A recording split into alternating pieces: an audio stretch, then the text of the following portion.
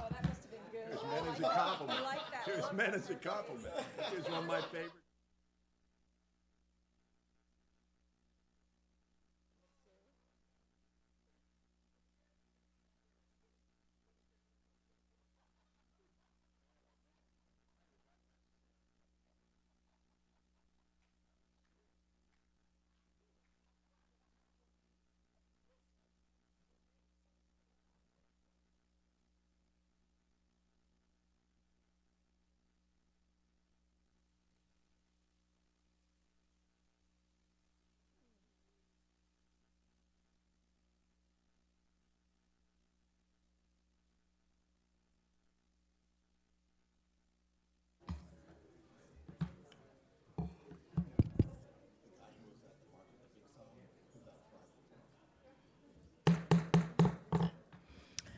Good evening, supervisors. Good evening, staff. Good evening, Loudon. I'd like to call to order the June 15th, 2022 Loudon County Board of Supervisors public hearing and VDOT public hearing. This room has a hearing loop. If you need a hearing aid, please switch your hearing. If you need hearing assistance, please switch your hearing aid to the telecoil mode. If you need a headset, we have those available as well. Please see the clerk to my left. Would everybody please join me in the Pledge of Allegiance?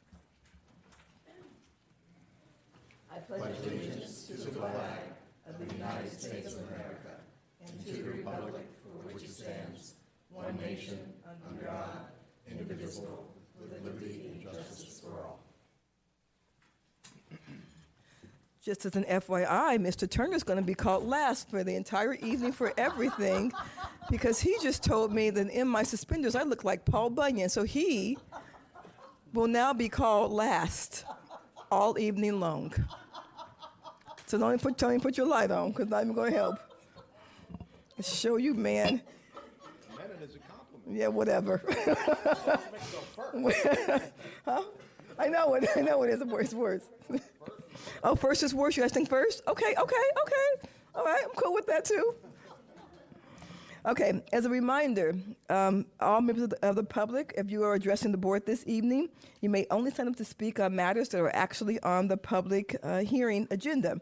Due to the broadcast delay, if you are calling in and you're not in the boardroom and you wish to address us on items on the consolidated agenda, which would be items number 2, well, I was going to say 2 and 3, but supervisors, we're going to pull item number 2 off consolidated because we actually have a speaker on that item. And is my policy and the policy of the board, if we have a speaker signed up for an item, then that item will not be heard on consolidated agenda. Thus, the only item on consolidated agenda tonight would be item number 3. Just as an FYI, and I think all of you know this already, number 4, ZMAP 2020-0012, special exception 2021-0020, Mountain View Road Residential has been deferred to the July 13th Board of Supervisors public hearing. Both the staff and the applicant presentations are deferred as well. So we have quite a few speakers on that item that had already signed up. And so today I had staff call all the speakers and let them know if they wanted to speak today, they absolutely could do that. If they want to speak today and then again in July, they absolutely can do that as well. The item won't be heard, but if you choose to speak, we will take those notes. We'll have your information on webcast. And so we're going to do that, put the public speakers for that item, and we're going to do it fairly early so you guys are not here for a long time. And then we do the item on the 13th. You can join us again, speak again, or not speak again. And of course, you can always email us as well. So you're welcome to do that. If you have signed up to speak, you will be allotted 2.5 minutes. If you are in the boardroom, I ask that when your name is called, please come to the podium closest to you. Indicate the timer will indicate your remaining time. When your time has expired, please yield the podium to the next speaker. If you're providing your comments via phone, I ask that you use a stopwatch. And I ask you that you use a stopwatch because I'm going to be timing you, but if I stop you when you have like 30 seconds left, it throws your time off, and so I don't do that. I just let you get your time all the way in, and then at the end I will stop you. But if you could time yourself, that'd probably be really helpful. So if you're on the phone, do that. When taking public comments. I will first ask people who are in the room. Then I will go to our moderator and ask if there's anybody online. Please note that there was a slight delay between the broadcast and the boardroom. Our moderator today is going to be Jacqueline Wilson. Jacqueline, can you hear me, ma'am? Hi, Madam Chair. I can hear you. Wonderful. Thank you. Okay, supervisors. The only thing that will be on the consolidated agenda tonight is item number 3. So it is ZMOD 2019-0051, the Dulles 28 Science Center Plan. Are there any members of the public who would like to speak on this item on the consolidated agenda? Hearing none, we're going to close that, and I'm going to go to, although it's the Dulles 28 Science Center Plan, it's actually in the Broad Run District.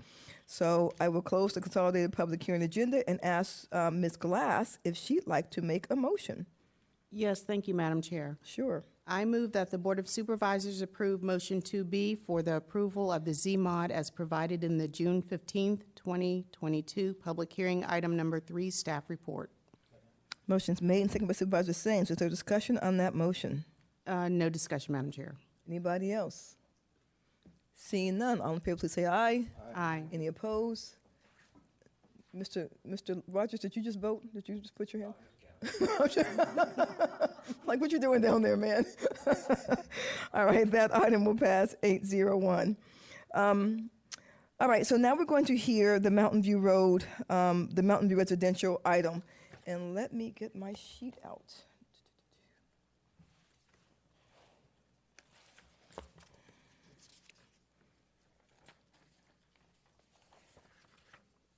So I'm not exactly sure how many people have said, well, yeah, but this is, no, that's not right. This is right.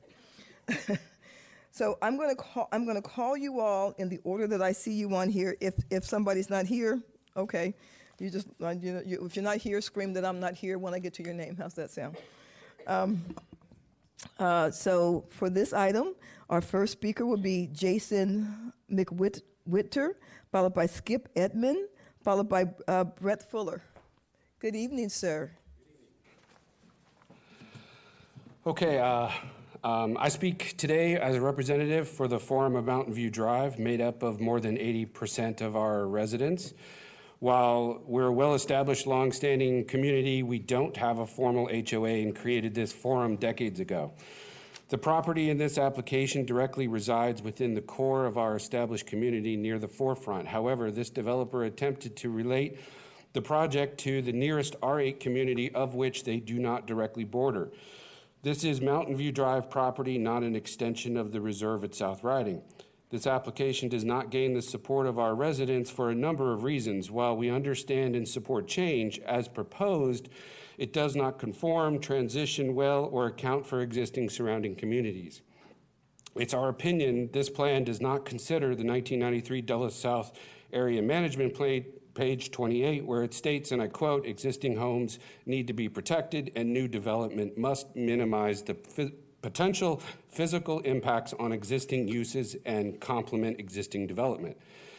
I'd also like to remind each of you about the commitments made to this community by this board and its former supervisors in, I believe it was 2005, during which the board negotiated support with our community for granting the reserve at South Riding an R8 density zoning exception only for the unusually shaped portion of property abutting Mountain View Drive, from having tall cedars cut through the larger plan. With the board's commitment to not support future applications seeking for a similar density extending into our community as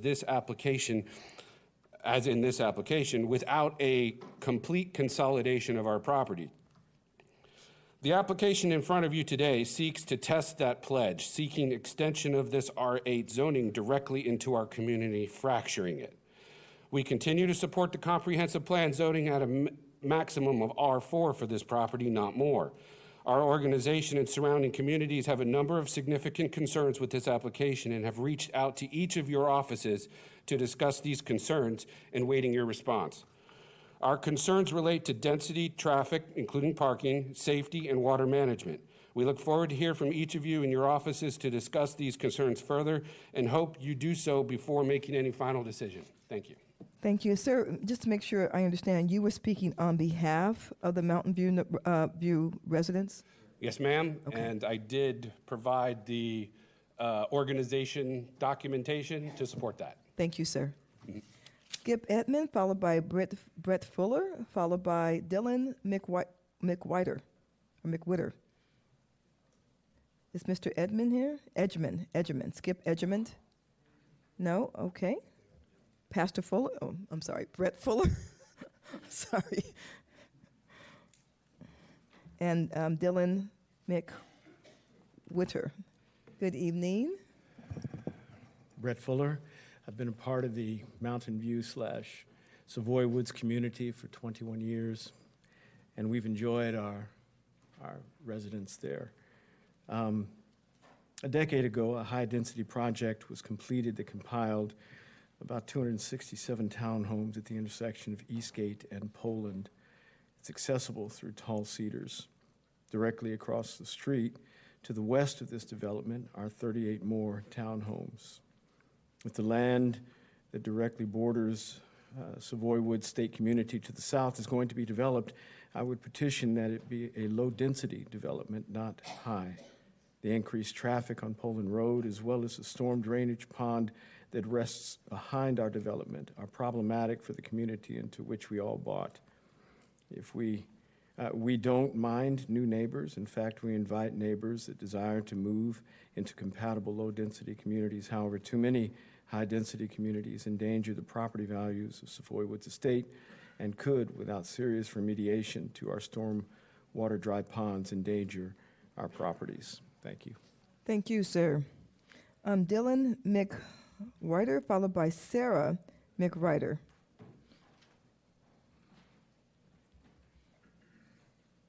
Good evening, young man. Good evening. My name is Dylan. I live near this application. I attend Loudon County Middle School. I want you to know it is risky walking on Mountain View Drive. Even today, especially when using the school bus, stop at Poland Road.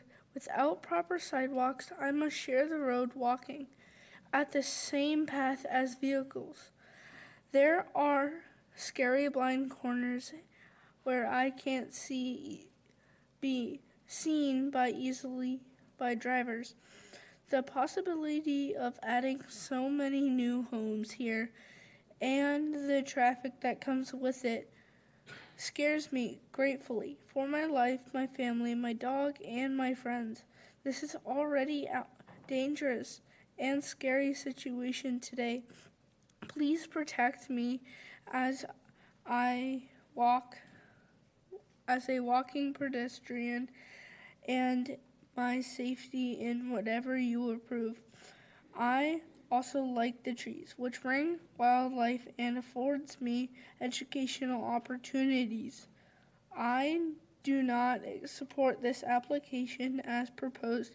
It is poorly addressed public safety and it is too many homes for this location.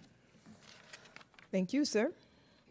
Sarah McWhiter, followed by Rochelle Astor, and then we're going to go back to Skip Edgemond. Good evening. Hello, that's my baby. He's 12. Sorry. So The proud. name gave it away. The name gave it away. You, a little bit. My name is Sarah McWhirter, and I have lived at 43314 Mountain View Drive for the past 17 years. I am not opposed to the development of the Mountain View Drive property at a reasonable density. I am opposed and object to the development at the currently proposed 6.5 units per acre when the Board of Supervisors previously promised no more than R4 would be considered in our area. The applicant has made their case for this development by stating that Loudon County needs affordable housing. While I agree that might be true, I don't believe this is the place for such a development. We are a well-established community of homes with at least 1 acre of land to each house. We enjoy the peace and serenity this spacing affords us. The planned development, we will not, excuse me, The planned development, we will not have enough room to transition from the proposed R8 zoning to our CR1 community. The layout and density of the proposed development is not conducive to a coherent plan or a smooth transition into the country feel of our neighborhood. By trying to squeeze in all of the proposed homes, I feel the unique qualities of our community will be lost. I am surprised that single-family homes haven't been proposed for this site instead. It seems the developer would make just as much money creating detached single-family homes on this property rather than trying to rezone for a product that just doesn't fit on our street and established neighborhood. We are a diverse community that includes many children, handicapped, deaf, and otherwise disabled residents on Mountain View Drive. The increased density and traffic from both people and cars will cause a safety concern for the current residents. Our country road is narrow with no room for widening, expansion, or sidewalks. The lack of adequate parking, loading, and turnaround space within the new development will directly impact the residents of Mountain View Drive in a negative way. We are all worried about the impact this development will have on our local landscape, drainage systems, home values, wildlife, way of life, privacy, and the safety of our residents. This plan has severe issues that must be resolved before going forward. I beg you to consider all the facts for this proposal as well as the concerns to come up with the best decision for our community in Loudon County. Thank you. Thank you, ma'am. Rochelle Astor, followed by Skip Edgerman, followed by Keith Holden.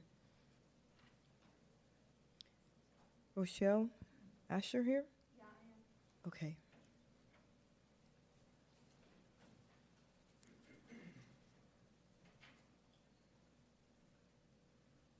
Yes, ma'am. Okay. Good evening. Okay. I thought I was going to also speak about Mountain View, but it applies to both. I'm a resident of district, Broad Run District, and I'm an ADU homeowner. I'm not speaking as a developer, I'm not speaking as an economist, I'm just telling you that this was the greatest thing that ever happened to my husband and I in our lives. We were 62 years old when we were able to purchase a house in One Loudon. The idea that the ADUs bring down the value, everybody probably knows what's happened in One Loudon. The housing prices have probably doubled. It was just a miracle. At the time, we were very, very fortunate. I don't think most people had such an opportunity. I understand the list is now 500-600 names. Nobody even knew about it at the time, and I understand that maybe less than 2,800 families have even been this lucky in the last 20 years in Loudon County. We've lived here since '94, and I only have figures till 2019. But you know, we were just very fortunate. There were no lists. There was a lot of building going on. They were building at River Creek. They were building at Goose Creek. They were building at One Loudon. Mine's an NV home, and among the 500 townhouses that were built, I believe 40 were ADUs. There's 6. Oh, can we stop for time? Ma'am, with Yeah. respect, I'm not sure you're talking about the item on the agenda and via our public hearing. Well, I was told that I requirements. could speak on the other Mountain View, but I'm also speaking to the need for affordable housing. I mean, my concern is that, Okay, I'm going to need you to speak on the mountain. I'm going to need you to speak on the item that's on the agenda, which is the Mountain View item. well, then all I would say is that I support it tremendously because Sorry. there is no affordable housing available, or it's very difficult in Loudon County these days. I have friends who are seniors, and there's no available housing for them, and the need is absolutely great, both for workforce housing and for affordable housing, and it affects every single neighborhood and it affects every single job in the county because people can't afford to work here because they can't afford to live here. So, yes, I'm not a resident of that neighborhood, but I think that the unmet housing needs is the single most important thing going on in the county that affects everything.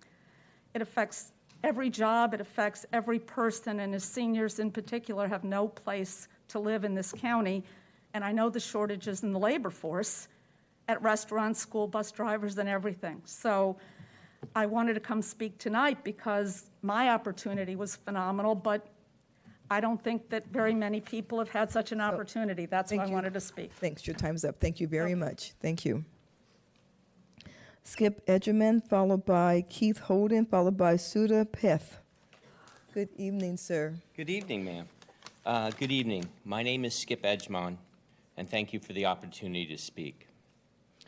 Our company owns a house that backs up to the applicant's property. The comprehensive plan allows the applicant to change the zoning as long as he meets the objectives that have been spelled out. The applicant has worked very hard to meet some of these objectives. They have left 45% of the land as open space. They have a tree-saved area. They have allowed space for a public park that people on Mountain View can enjoy. They have proffered money for roads and sidewalks. But the most important thing is affordable housing. I work for a service company in Loudon County, and we deal every season with the situation of workers. Since our company owns that house, we were able to help families live in this house, work in the community, and not have to live outside. We've helped them with their rent.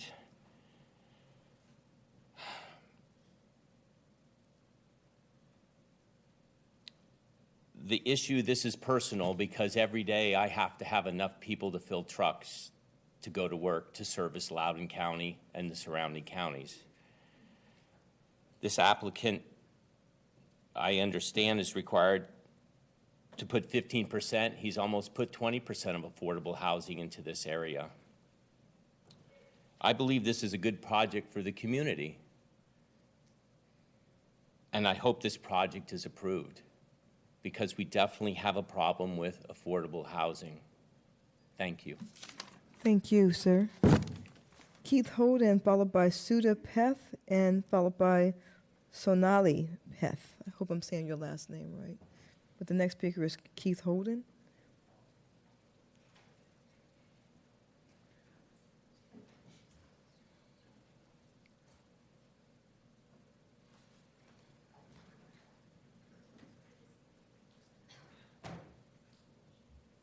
Did I miss somebody? Did you call for Suda or someone else? No, I called for Keith Holden first, and then Suda. If Keith Holden is Keith Holden here? Didn't make it tonight. Okay. He provided documentation. All right. So if you're Suda, thank you, sir. You can come on up. Yep. And then the next person I think is related to you also. Yes. Okay. Wonderful. Thank you for having me here. My name is Suda Pete. I'm also a resident of Mountain View Drive. Everybody's aware of what's going on. They have been told, and we referred to our concerns a couple times before in writing as well as in our last presentation. So I'm just going to go briefly over the points. The first and foremost is the density. It's a poor and no transition from full CR1 surround to proposed R8. A higher density use greater than R4, as currently noted in the comprehensive plan, is not a good fit with the existing established communities and increases further risk to the below further noted concerns. 1, traffic and ensuring pedestrian safety. Mountain View Drive is a single entrance and exit pedestrian road share use without any sidewalks, requiring foot and bike traffic to be co-located on the narrow road. Local residents and visitors include children and numerous disabled, deaf, wheelchair-bound, and blind residents that heavily use the road in their daily lives. 2, insufficient parking availability. Mountain View Drive is very narrow and unable to support any on-road parking. Doing so further complicates real-time situations, adding risk to pedestrians' lives and limb in the road sharing situation. Not to mention the blind corner that does not meet VDOT line of sight requirements for road turns is in immediate proximity to the proposed public tot lot. 3, water management. The existing community has significant water issues today, which surrounding development has only worsened. This plan has not fully addressed community water management concerns to ensure this proposed plan will not worsen existing problems. We invited Chris Stone, he's the Loudon County Water Management Chief. He came to inspect our community. He visited some of our homes, and he gave us a feedback. He said, as it is now, it's not a good plan for the existing community to manage the water, the storm water. So adding these many new homes is only going to worsen the situation. So it's not going to help us get any better.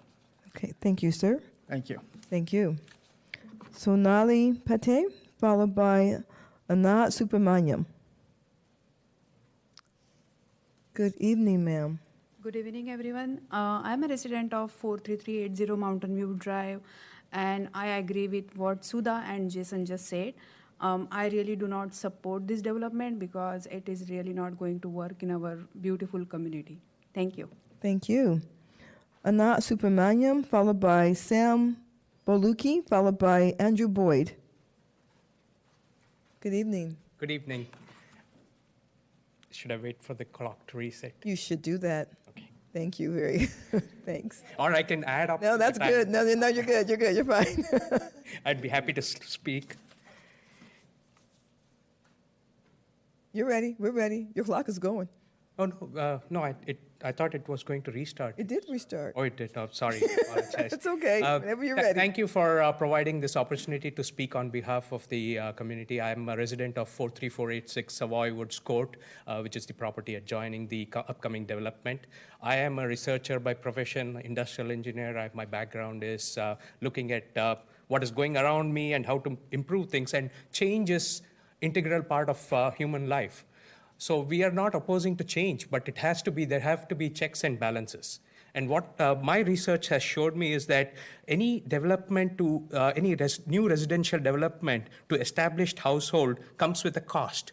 And these costs include loss of amenities, which not only reduces individual welfare, but may also reduce the property values. There's going to be increased pressure on local services as well, and pressure on infrastructure, causing congestion, pollution, and road safety issues.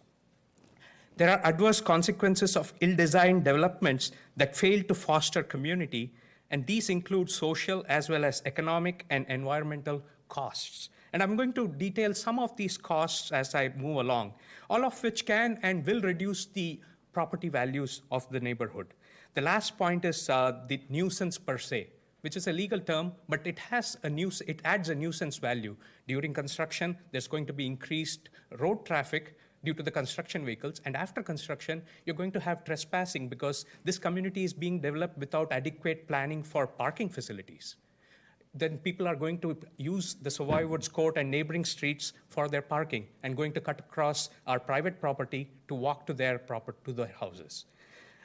It's also going to cause environmental costs, which is the water management issue, which has been spoken about by the previous speakers. There's no proper planning, and we've not seen any communication from the builders, from the developers, to show us that what is being done, how are they going to address these issues. Because there has to be a back and forth. They have to come back and tell us that, hey, this is a new property that is coming and this is what we are going to do to address your concerns.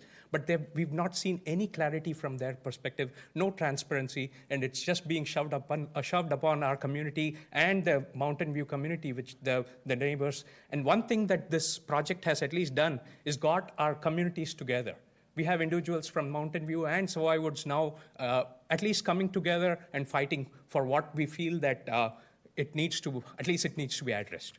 Thank you, Mr. Subramaniam. I'm sorry, you're Mr. Bolukis. I'm sorry. Andrew Boyd, followed by, so we have a couple that, Herb and Jane Mitchell, who have asked to have their comments read by by Jason Whitner, and we will allow that to happen now. Good. No. Wait, no, you're not. You called my name first. Oh, you're Sam, I'm okay. Bolukis. And then after that, Herb and Jane, you're going to read the comments. Okay, wonderful. No, Are we good? We're good. Okay, great. Okay, Board of Loudoun County Supervisors and Planning Commission, good evening. My name is Sam Baluki, the resident at 43495 Savoy Woods Court in Chantilly, Virginia. I'm also elected president of the of our community, Savoy Woods Homeowners Associations. I'll be summarizing mine and our community's concerns and issues regarding rezoning the 6+ acres land south of our HOA property line in Mountain View. The proposed rezoning could affect our small community environmentally and also our property values. Our top concerns we have 4 concerns, so I'm going to split it up in 2. I'll be speaking about 2 of them at the high level, and our Secretary of HOA is going to speak the other part of it. So the item 1 is the water drainage management, which has been talked about. The issue 1 is affecting Savoy Woods community-owned dry pond. We have a dry pond at the end of our street. We own it. And the dry pond capacity of the seasonal massive rainwater coming into the pond, which could result in flooding the home surrounding the pond, as well as the other homes. And it's going to potentially add extra maintenance costs to maintain that dry pond for us. The other issue is surface water overrun from the new dense townhouses into our HOA common area, as well as our homeowners north of their property. The item B is the minimum buffer between our HOA property and their property. Our understanding is that the developer has decided not to install fence in between our HOA property line and their property line.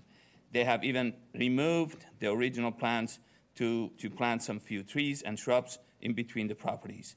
So the issue is that as the residents of the property, of the proposed CR8 or CR6 townhomes will not have adequate parking space, there is a potential that they may park some of their cars in Savoy Woods Court and walk just across our properties to get to theirs. So if there's no fence, that's going to be a problem.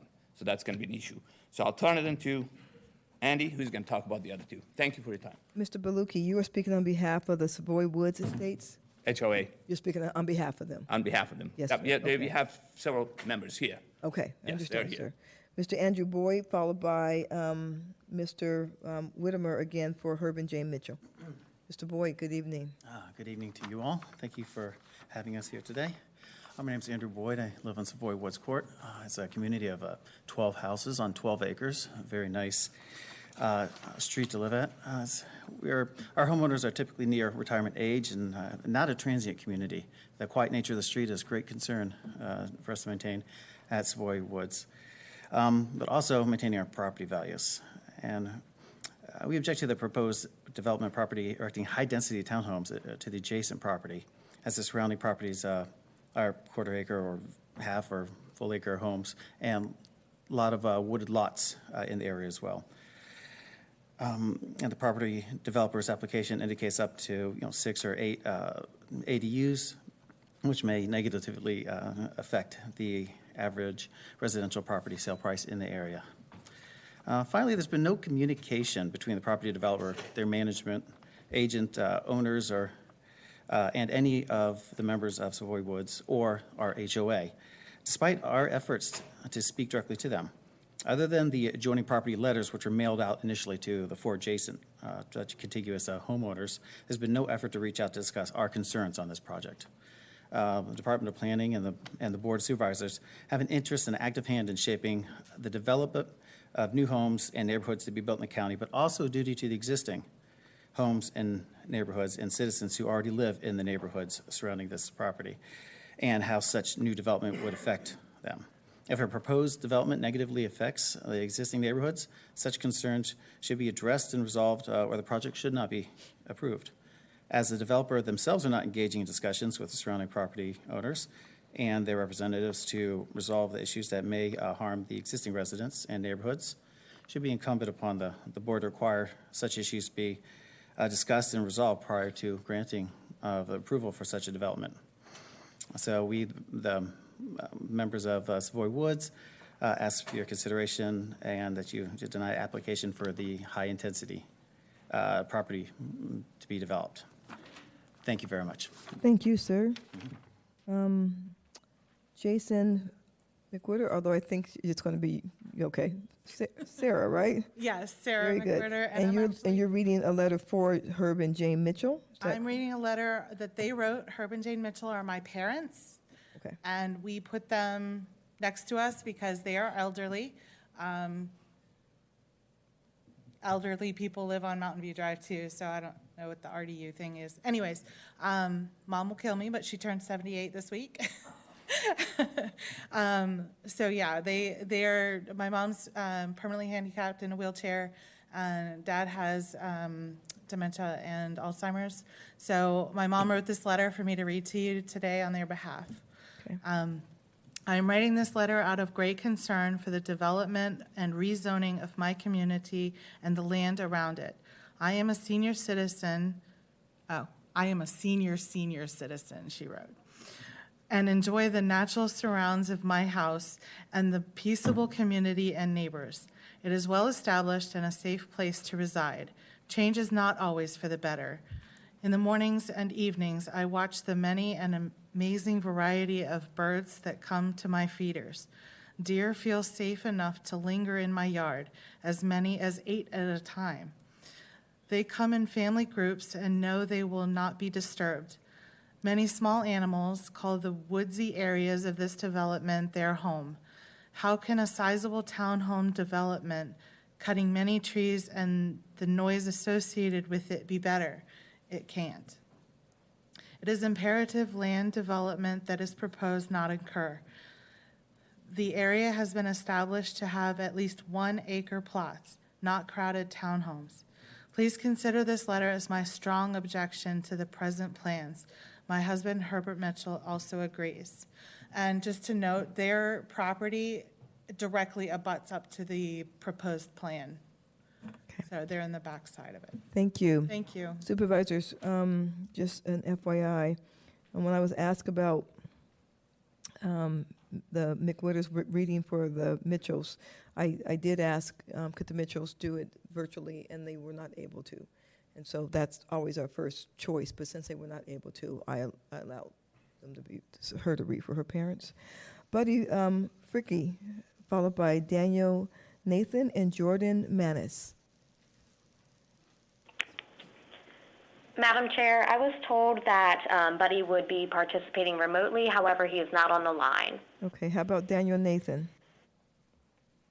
I think he's in the room.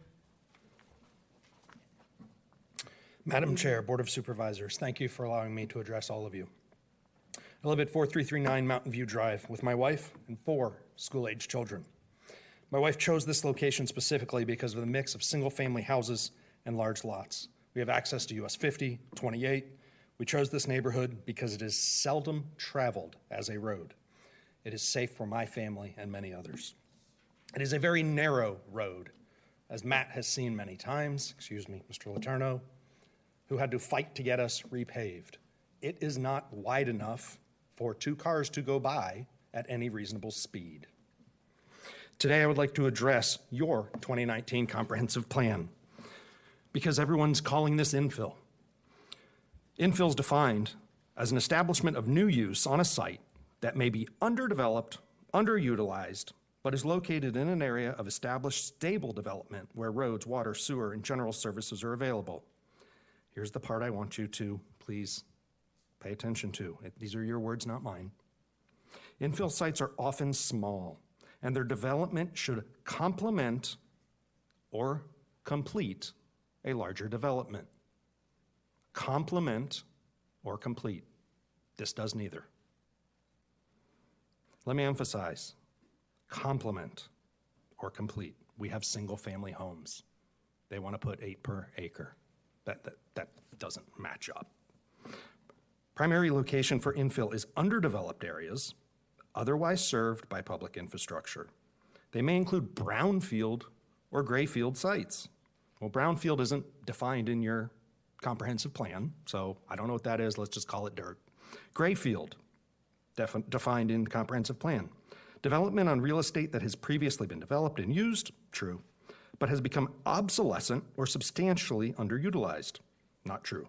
Examples of gray field include abandoned commercial, industrial, or public properties, or underutilized older commercial centers that no longer attract investment. Not true. The property is not gray field. It is not abandoned. It is not commercial or industrial. It is currently being used as single-family homes. Single-family homes. Again, brownfield isn't defined. 4 seconds left. I gave you a map, and I'd like you to look at the front, which is basically your map with a few extra colors and definitions by me. But on the back, I've got some red boxes. So, sir, your time is up. When does it stop? Thank you very much. When does it stop? Jason Manis, followed by Irma Langley. Good evening. Good evening. My name is Jordan Manis. Jordan Manis, I'm sorry. That's okay. Jordan Manis. I live at 43399 Mountain View Drive. As my husband said, we chose to purchase our lot on Mountain View because of the privacy, because of how unique it was, because of the space, the open space, the ambiance that it gave us, so that I could have chickens, so that my kids could run throughout the yard. We have lived there for 7 years, and it has been a dream. I ask that you consider the obligation to facilitate the creation of convenient, complementary, and harmonious communities within Loudon County. I understand, as do my neighbors, the dire need for affordable dwelling units, and it is my belief that that could still be accomplished with the existing community, just not as the application suggests. That land is large enough to provide for 25 single-family detached homes that would complement, create a harmonious community, and serve the purpose of the comprehensive plan. So I ask that you consider the existing community, as the board has always done in the past, when reviewing the application. Thank you. Thank you. We have one more person in the room, and then we have one remote speaker. In the room is Benu Ibakala, I think that's how you say your last name. And then we will have Irma Langley as our last speaker, and she would be remote. Good evening, sir. Good evening, board, madam. I support this application because there is a 4 million affordable housing deficit as per the Fannie Mae because of last 2 years of pandemic. So there is a lot of houses required for the workforce, and a lot of people are waiting for the houses. So please approve this application. Thank you. Thank you. And then our last speaker is Irma Langley. Madam Chair, Irma Langley did not join the line. Okay, wonderful. Thank you. So thank you, everybody, for coming in to speak. As I said, we will take the item up and do the staff report, and then the applicant's presentation. We will have back and forth with questions with staff, with the applicant, and if any of you would like to come speak again on the item, you're more than welcome to at the next public hearing, which is July 13th. Is it July 13th? And July 13th. So that would be all for this item right now. You can stay with us for the rest of the evening if you want to.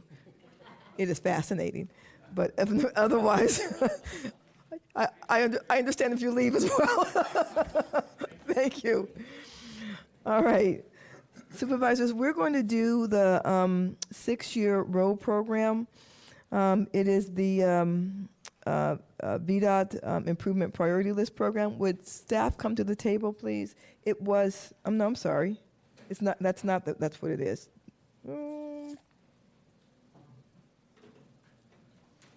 Yeah. Yes, we're going to do item 1. Yes, and we'll do item 2 in order. The one we took off consolidated, we'll just do it in order. So if staff will come to the table for item 1, that'd be great. Good evening.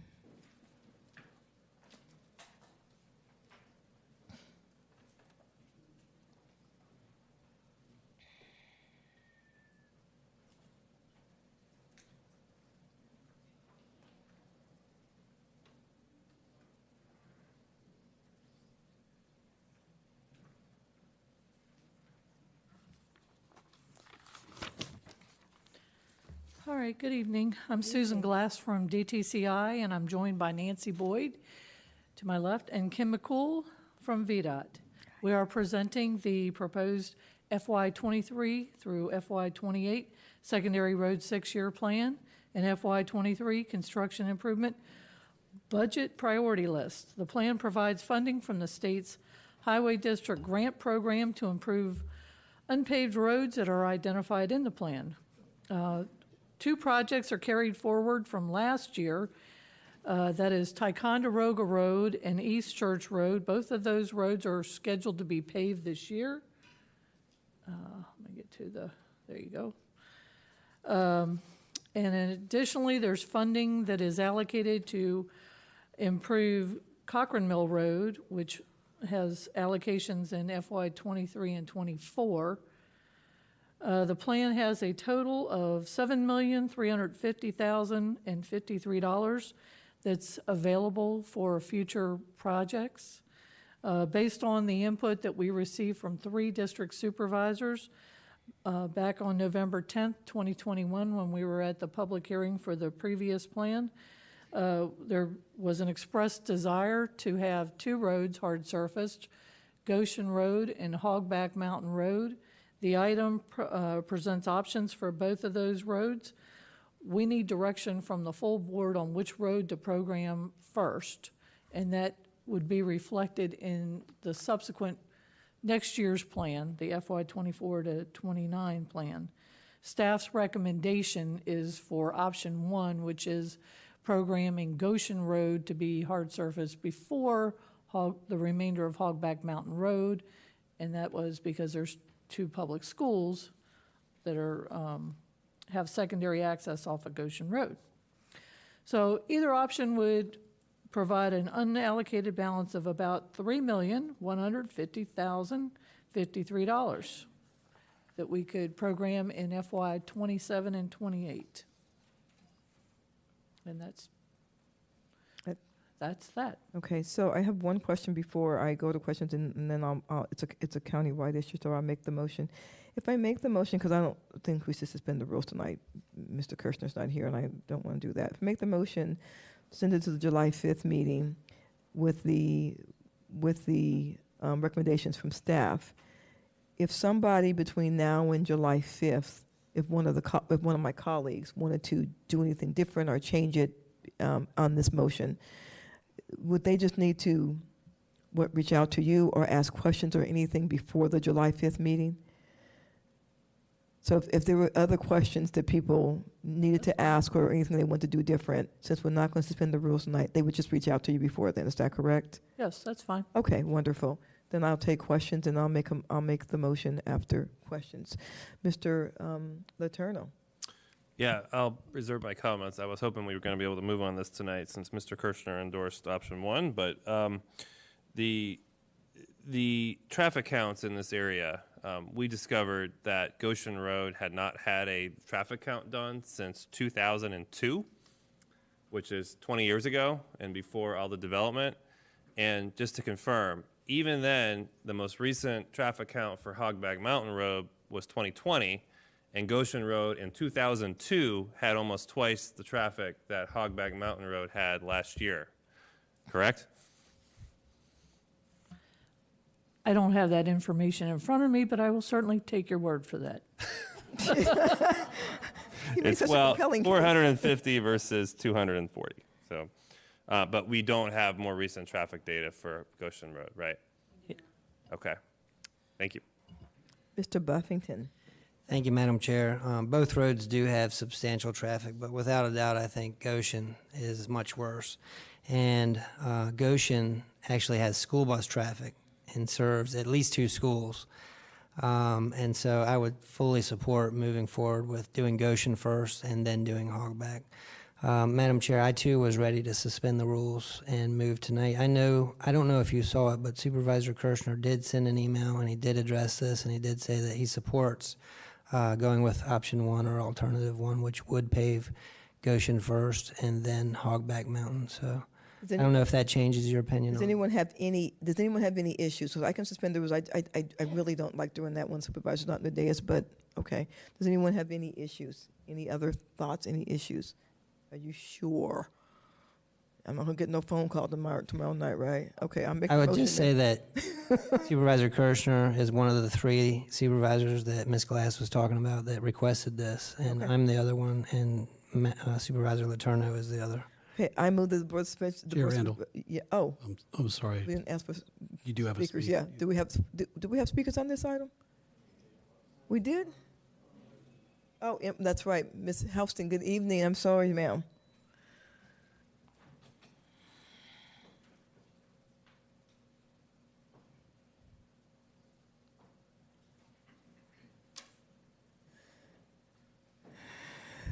Good evening.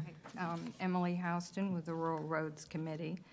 Last year, I stood before you and made a couple of points that I would like to follow up on.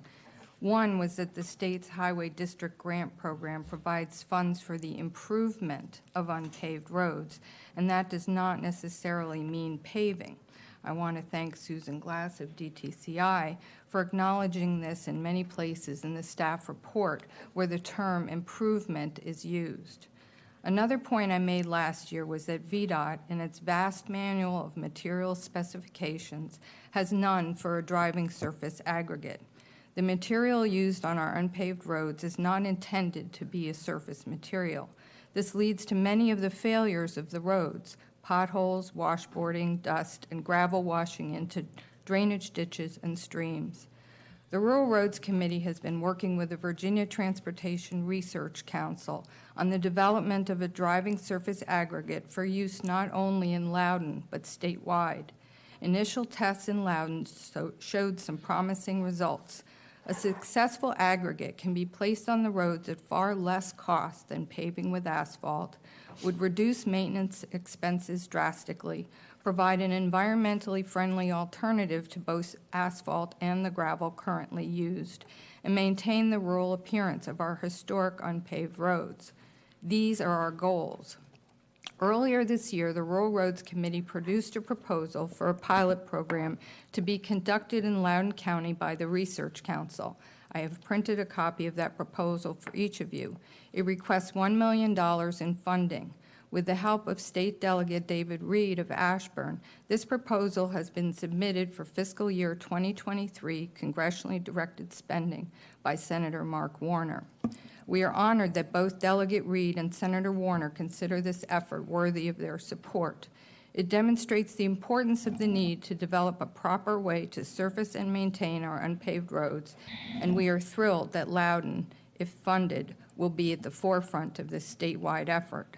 Our preference would be to have you pass an alternative motion that prioritizes only Goshen Road for paving and defer a decision on Hogback Mountain, which could become a candidate for a superior surface developed by the pilot program. Thank you. Thank you, Ms. Houston.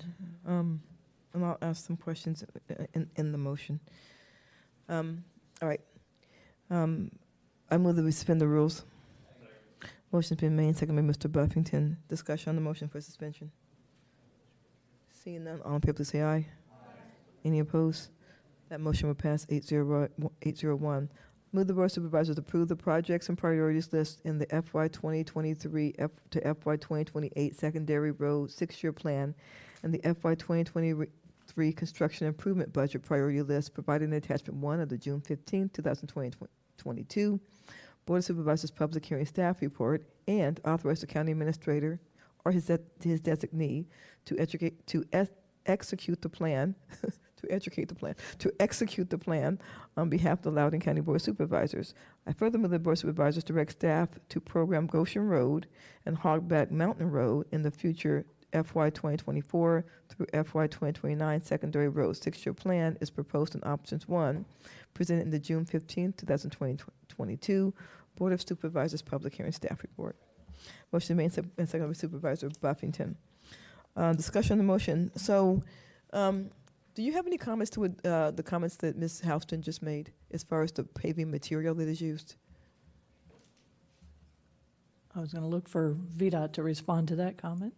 I can, yeah. We have been working with the Your Rural microphone Roads. a little bit closer. Sorry. Better? Sure. We have been working with the Rural Roads Committee, she's correct, and we're also working with the Research Council as well to look at different materials, different methods to help us better maintain our gravel roads. We have, as you all probably know, about 250 miles of gravel roads within Loudon, and they all require a certain amount of maintenance. So we would love to find something that works for everyone's needs to help reduce maintenance as well as durability for the public. When you say you'd love to find something, what does that mean? Does it mean you're looking for something? That something's planned? What does we'd love to find something actually mean? There's been some materials that have been tried on certain roads within the county, not in a formal testing environment, and that's what we'll be working with the Research Council on is a more formal test of certain materials. Is it possible that Hogback Mountain Road could any of these materials that could be used on, or is it not possible at this late, well, not late, but at this time, or help me? Well, what we're asking of the board right now is to prioritize the roads, but you don't necessarily need to select the method that it's We're not improved. selecting the method. I'm asking, I know that. I know Okay. that. I appreciate what you're saying that, and I completely understand that. I'm asking, is it possible, even probable, or just not at all? And if it's not, you can just say that you all might be looking at a different filling method for Hogback Mountain Road. I'd hate to say definitively right now, but as you know, Hogback Mountain has been done already. A certain length of it's been done, so I feel like consistency of what's already been placed out there would also be a consideration that we would want to look into as we develop that project. Yeah, so I guess, expect it would still be hard surface. So I have seen roads that change from one surface to the other in the middle of the road. Right. Am I hearing you mostly say that you don't know, but it's unlikely that it wouldn't? Is that what I'm hearing? That's what I would say. Yes. Okay. Thank you for that answer, Mr. Buffington. Thank you, Madam Chair. Yeah, I'll follow up on that. I don't think our motion prevents you from using a surface other than asphalt. So in other words, we passed this motion for both of the roads, and then as you're continuing to work with this organization and do these studies, if you find something by the time this rolls around that will work well, VDOT can make the decision to use that, right? We're not preventing you from doing that. Correct. This motion. Correct.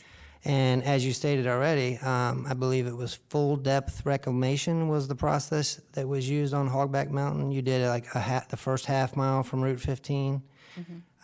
And from what I've seen, and I go down that road not frequently, but once in a while, it's held up fairly well. And what's it been, like at least 2 years, maybe 3?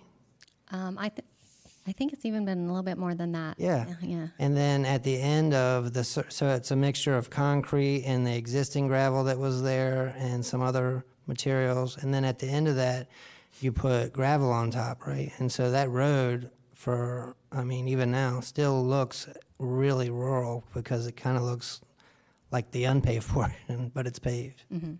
Right. Paved. Right. Okay. That's all I needed to hear. So, but I do strongly support Ms. Houston's comments, and I appreciate VDOT working so closely with that organization, the Rural Roads Committee, and our county staff also, because there's been a lot of interaction with this group, and there's been a lot of good work done, and I know you're going to continue that, and so thank you. Thank you, Mr. Buffington. Mr. Letourneau. Thank you, Madam Chair. So we learned 2 things and 2 items about the Dulles District tonight. One is that we do have a community in which people have chickens, and the other is that we have unpaved roads still. We have 2, actually, but one of them is scheduled to be completed this summer. So Goshen Road is the last one in the Dulles District, and it's really a remarkable spot because it's adjacent to John Champ High School and Goshen Post Elementary School, and it connects to the Marwood community, which has a new Catholic church and quite a bit of development, the whole west side of Stone Ridge now. The timing on this is good because the county is completing the North Star Boulevard project, which runs sort of to the east of this. And there was a concern that if this road was paved, it would become sort of the major cut-through for a lot of the traffic. And that won't be the case now that we're building North Star and we are under construction there. So instead, we're able to really deal with the local residents in this area. There is actually also, Loudon Water has 2 large towers that serve the whole Dulles South area off of this road, so they have to use it to access it. There are school buses, as has been said. So this is going to it does today get a lot of use with local traffic and a little bit of cut-through traffic because it's all that's there to be able to get from one side to the other from several different neighborhoods. So I do hope we, in fact, pave this. That would be my request on this one. I'm sure the traffic is quite a bit more than 450 vehicles per day than it was 20 years ago, which is hard to believe. Also, you do have a letter from the Stone Ridge Homeowners Association supporting the paving of Goshen Road. They represent both the community on one side, Village Run, as well as the Marwood community is also part of Stone Ridge on the other side. So this will be a nice way to connect those two communities together as well that are part of the same HOA. So I appreciate everybody's support for this. Of course, we're scheduled to do it in fiscal 24 and 25. I'm always wishing things could be done even sooner should money become available in the program or the contractor have some capacity, but I'm very glad to get it on the list. I've been trying to get this on the list for many years, actually, so very good news. Thank you. Thank you. Ms. Umstadt. Thank you, Madam Chair. There was some discussion, and certainly Ms. Houston mentioned this, but also staff did as well.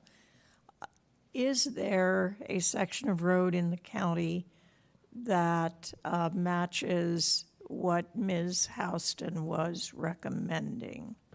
So it seemed you had indicated that there was, and if so, where is it? I apologize. Are you referring to sections of roads that are being tested or that? Yes. Yes. Okay. We have done some testing. We've done some on Old Waterford Road most recently with a different type of, with an aggregate from a different source that's behaved well. Did you say Old Waterford Road? I did. You did? I did. It's a little hard to hear you, but okay. Okay, where? What part? Near Leesburg or closer to Waterford? Closer to Leesburg. Closer to Leesburg. And if I drove that, would I recognize this as a change in pavement, or would I not? No, I would not. We've done a couple of sections of Old Waterford with slightly different aggregate. But it's not a hard surface. It's slightly different aggregate. We put it down last fall. It's been about a year, and it's gotten some maintenance on top of it, so it would be hard to distinguish. All right. Now. Thank you. That's a great question. Thank you. Mr. Turner? Thank you, Madam Chair. Just to be clear here, so we're voting tonight to recommend the sequence of Goshen Road and then Hogback Mountain Road. So once we vote tonight, are we turning the decision of how to resurface it entirely over to VDOT? So we will not get to weigh in on it. So if you decide to pave it and we decide after talking to the community we don't want it paved, we want to use this new aggregate, or vice versa, we're out of the loop. It's VDOT road, so you get to choose from this point forward how it's resurfaced, correct? We still have a couple of steps left. For example, if you decide to do these two roads, we'll still need to come back to you and have it designated as a rural rustic road if we want to do it in that way. So that's another touch point with you where we could talk about direction on what kind of methods to be done. But I would say we would continue to coordinate with staff and the Rural Rustic Road Committee on what would be ultimately done on whatever road. Okay, thank you. Yeah, I think you kind of answered my question, and that is, first of all, thank you for working with the Rural Rustic Road Commission. I remember when I first came on the board, I was so surprised how many people didn't want some roads paved and didn't want certain roads paved. There's a whole unpaved roads committee in Loudon County, and then there's another committee of how to pave roads. And so, Ms. Houston, I appreciate your comments. And Mr. Buffington, gosh, if it's lasting over 3 years, that's a long time. That's because usually the problem is we're usually doing this every year, especially if there's a big storm. So if something's lasting 3 years, that's very encouraging, actually. So yeah, okay, wonderful. Supervisors, I made the motion. Supervisor Buffington seconded the motion. All in favor, please say aye. Any opposed? That motion will pass 801. Thank you. Supervisors, I did take item number 2 off of the consolidated agenda because we have a speaker on it. Mr. Kirshner has asked me to make the motion on that item when we get there, but in the meantime, staff can come to the table, and if anyone has any questions, we can ask questions of staff before we get to the speaker. I actually I've asked all the questions I want to have answered already, so I don't have any questions on this item. Supervisors, do any of you have questions on this item? Okay, seeing none, the speaker on this item is Megan Hubble. Ms. Hubble, are you here? Good evening, ma'am. Come on to the podium, please. Good evening. Hello. So my name is Megan Hubble. I live on Lutheran Church Road, which is just down the street from the 2 properties that have requested annexation into Lovettsville. Now, neither one of the businesses actually need the annexation in order to thrive, as West End Motors is already a well-established, thriving business, and we have several successful breweries all across the county. The annexation just allows the brewery to actually skirt Loudon County zoning and permitting processes, as they have deemed Loudon County to be unfriendly, which is what they stated in the last town hall meeting. Now, I say brewery, but that's really a misnomer, as it's a restaurant, B&B, wedding venue, farmer's market, and dog park. Just throw in a movie theater, and you can have a mini one Loudon in my backyard. So I asked the board, is that the precedence that we really want to set? That you don't actually need to follow any of the land use rules in Loudon County, you just need to get your local town to annex you. Now, this is a very dangerous precedent that undermines our ability to protect Western Loudon County, a precedent that other towns, like Purcellville, are pursuing to encroach upon Western Loudon farmland. So I want to leave you by asking for your help, and please do not permit the annexation of these properties into Lovettsville, and instead enforce the rule of law set by Loudon County that many businesses have already flourished under. Thank you. Thank you. Supervisors, Mr. Kirshner has asked me to make the first motion, which is to move this to the next meeting. So I will make that motion now. Will the Board of Supervisors forward the boundary line agreement between the town of Lovettsville and the county of Loudon to the July 5th, 2022 Board of Supervisors business meeting for action? Motion's made and seconded by Supervisor, I think I heard Mr. Buffington first that time. Discussion on the motion. I have nothing. Okay, no, we're good. All right, all in favor, please say aye. Any opposed? That motion will pass 702 with Mr. Turner and Mr. Kirshner being off the dais. All right, let's go on and go on to item number 3, which is, nope, I'm sorry, that was actually unconsolidated. So we're going to go to item number 5, right? Yes, the colonnade that's brought, right after this item, we will take a break.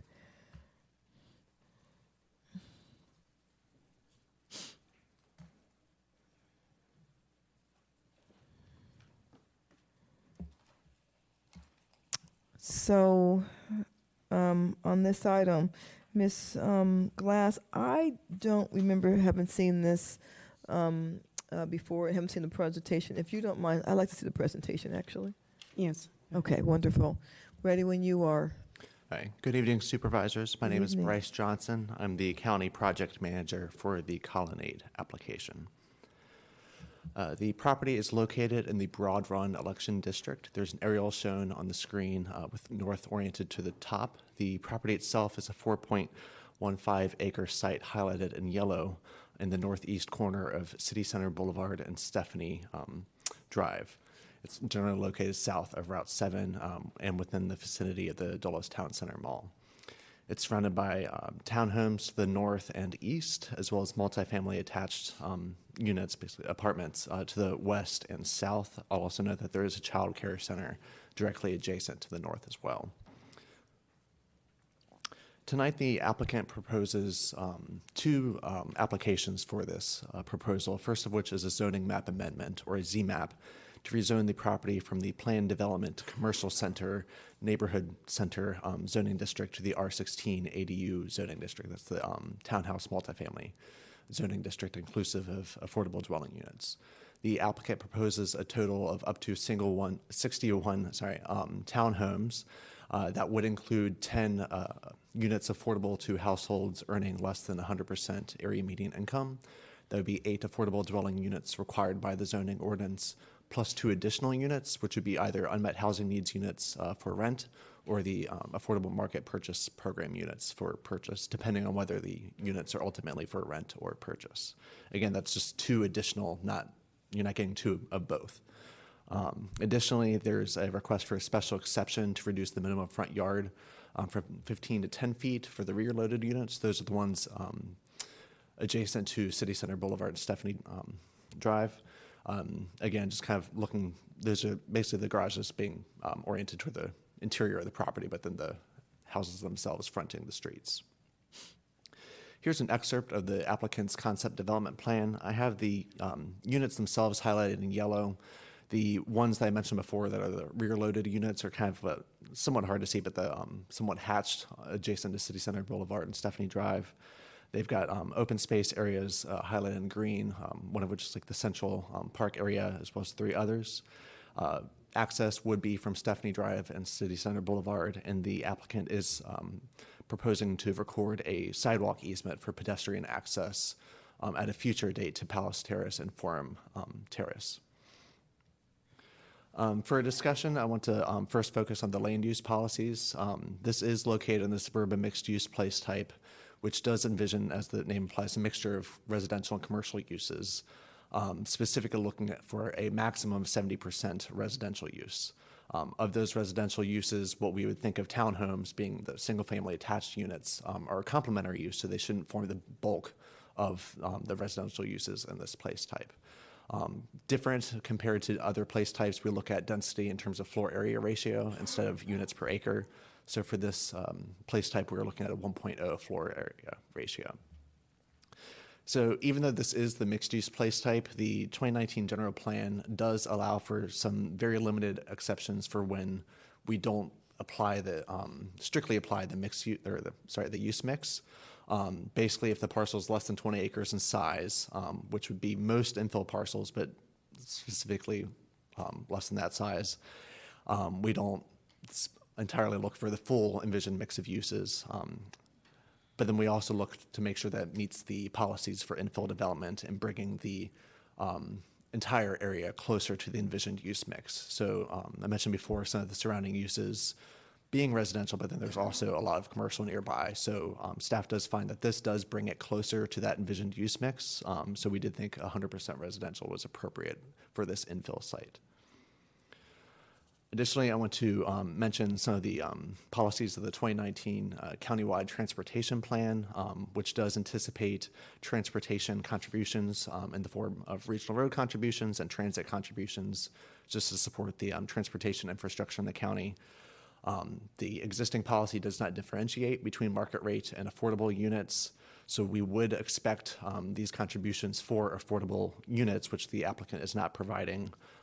But it is our understanding that the county is currently reviewing that policy. But I did want to bring that forward for your awareness. The Planning Commission forwarded the application to the board with a recommendation of approval. Additionally, staff supports board approval. It is consistent with the policies of the general plan. And I'm happy to answer any questions. That's very helpful. Thank you very much. This is Supervisor Glass's district, so I will go to her first. Thank you, Madam Chair, and thank you, staff. Is the applicant proffering benches at the playground in the Northwest Recreation area? The benches are not specifically shown on the proffered sheet of the CDP, but it does include a note that allows some adjustments to the features for each open space area. If there's an interest in that, I would recommend it be in the proffers themselves. Okay. Does staff have a position on whether the possibility of an applicant proffering an off-site sidewalk on the west side of Center City Boulevard from Dulles Center Boulevard to Mirage Way? So staff doesn't typically recommend or seek out off-site improvements.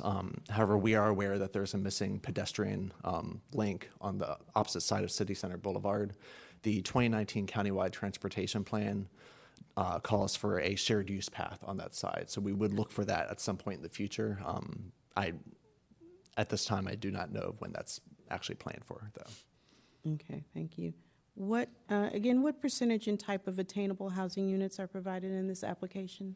So they are, they are providing 10 affordable units, 8 of which would be the ADUs, and then 2 of which would be the AMPUs, or the unmet housing needs units. And that is, sorry, I had the percentage right here, and then I lost it. About 16%. Okay.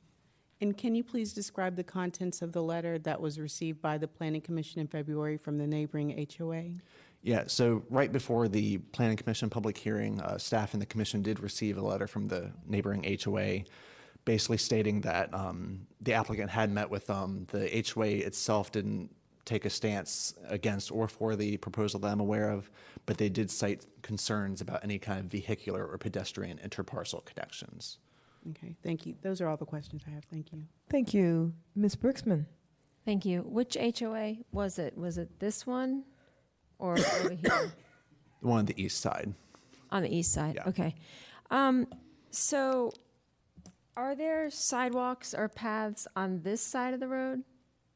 Yes. Okay. Along the eastern side connecting up to Okay. Route 7. And what's the status of the crosswalk here at Countryside Boulevard? What do you mean? Like that there's a crosswalk? I know that. So Is there a yeah, crosswalk yeah. there? Okay, because I feel like it really could be improved, but, so ostensibly they could cross over and get to the grocery stores over here.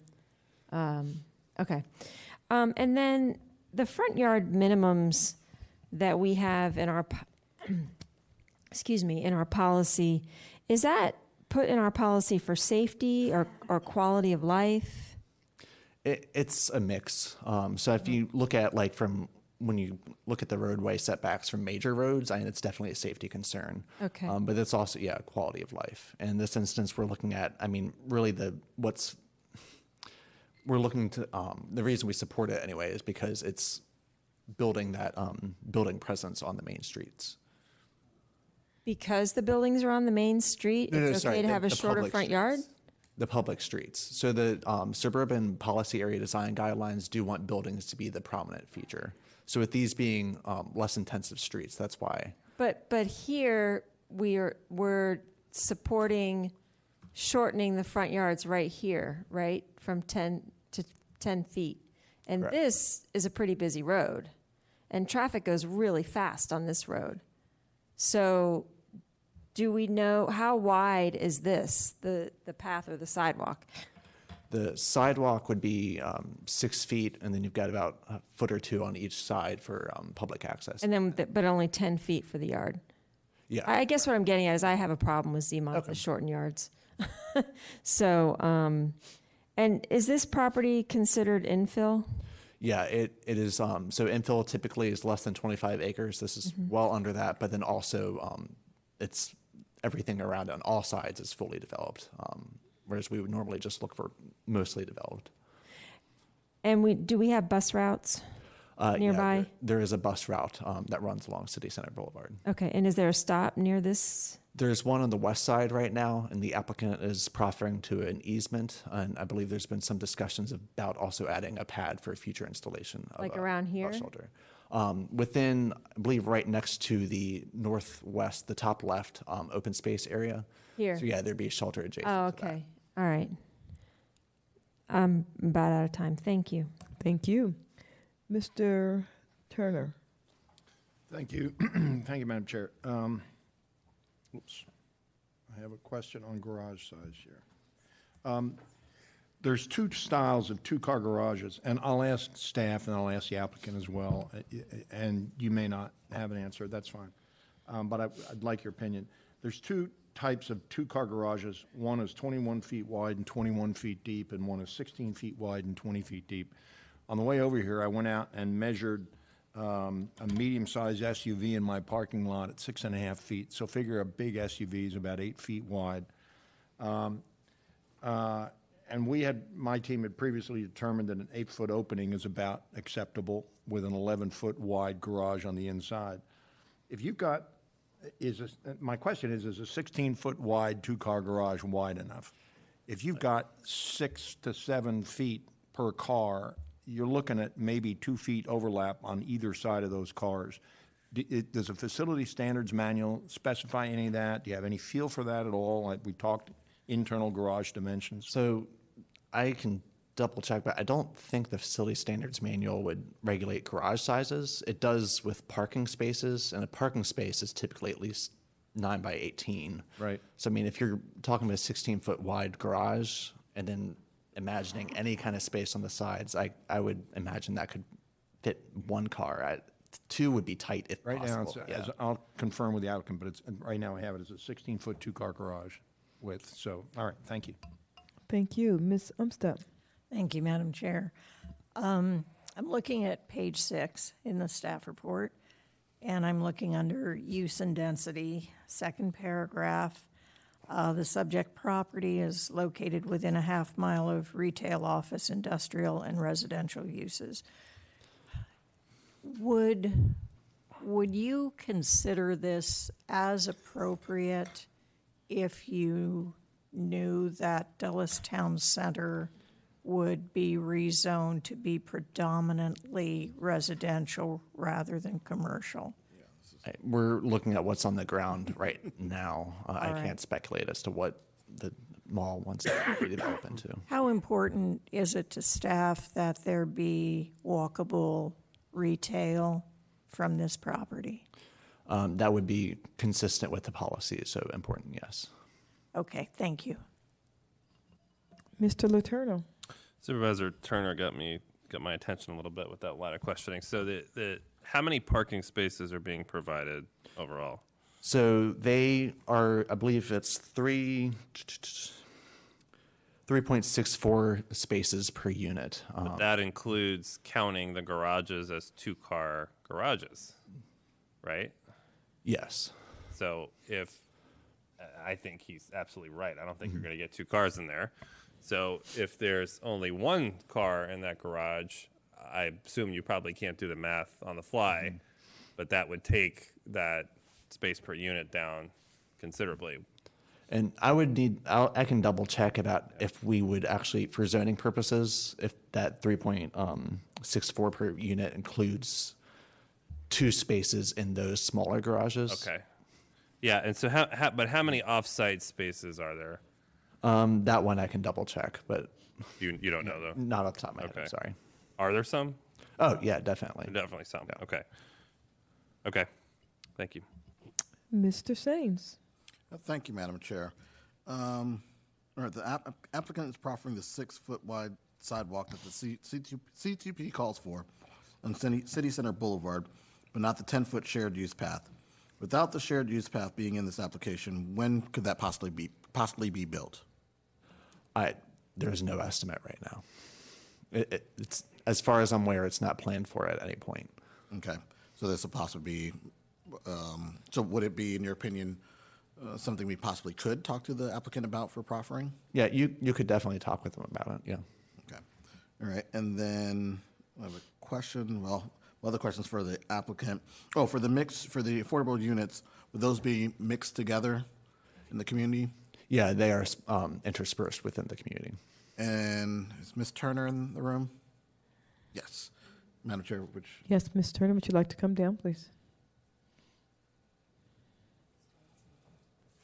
So, Ms. Turner, for the Housing Department, do you guys have a preference? Would you like to see the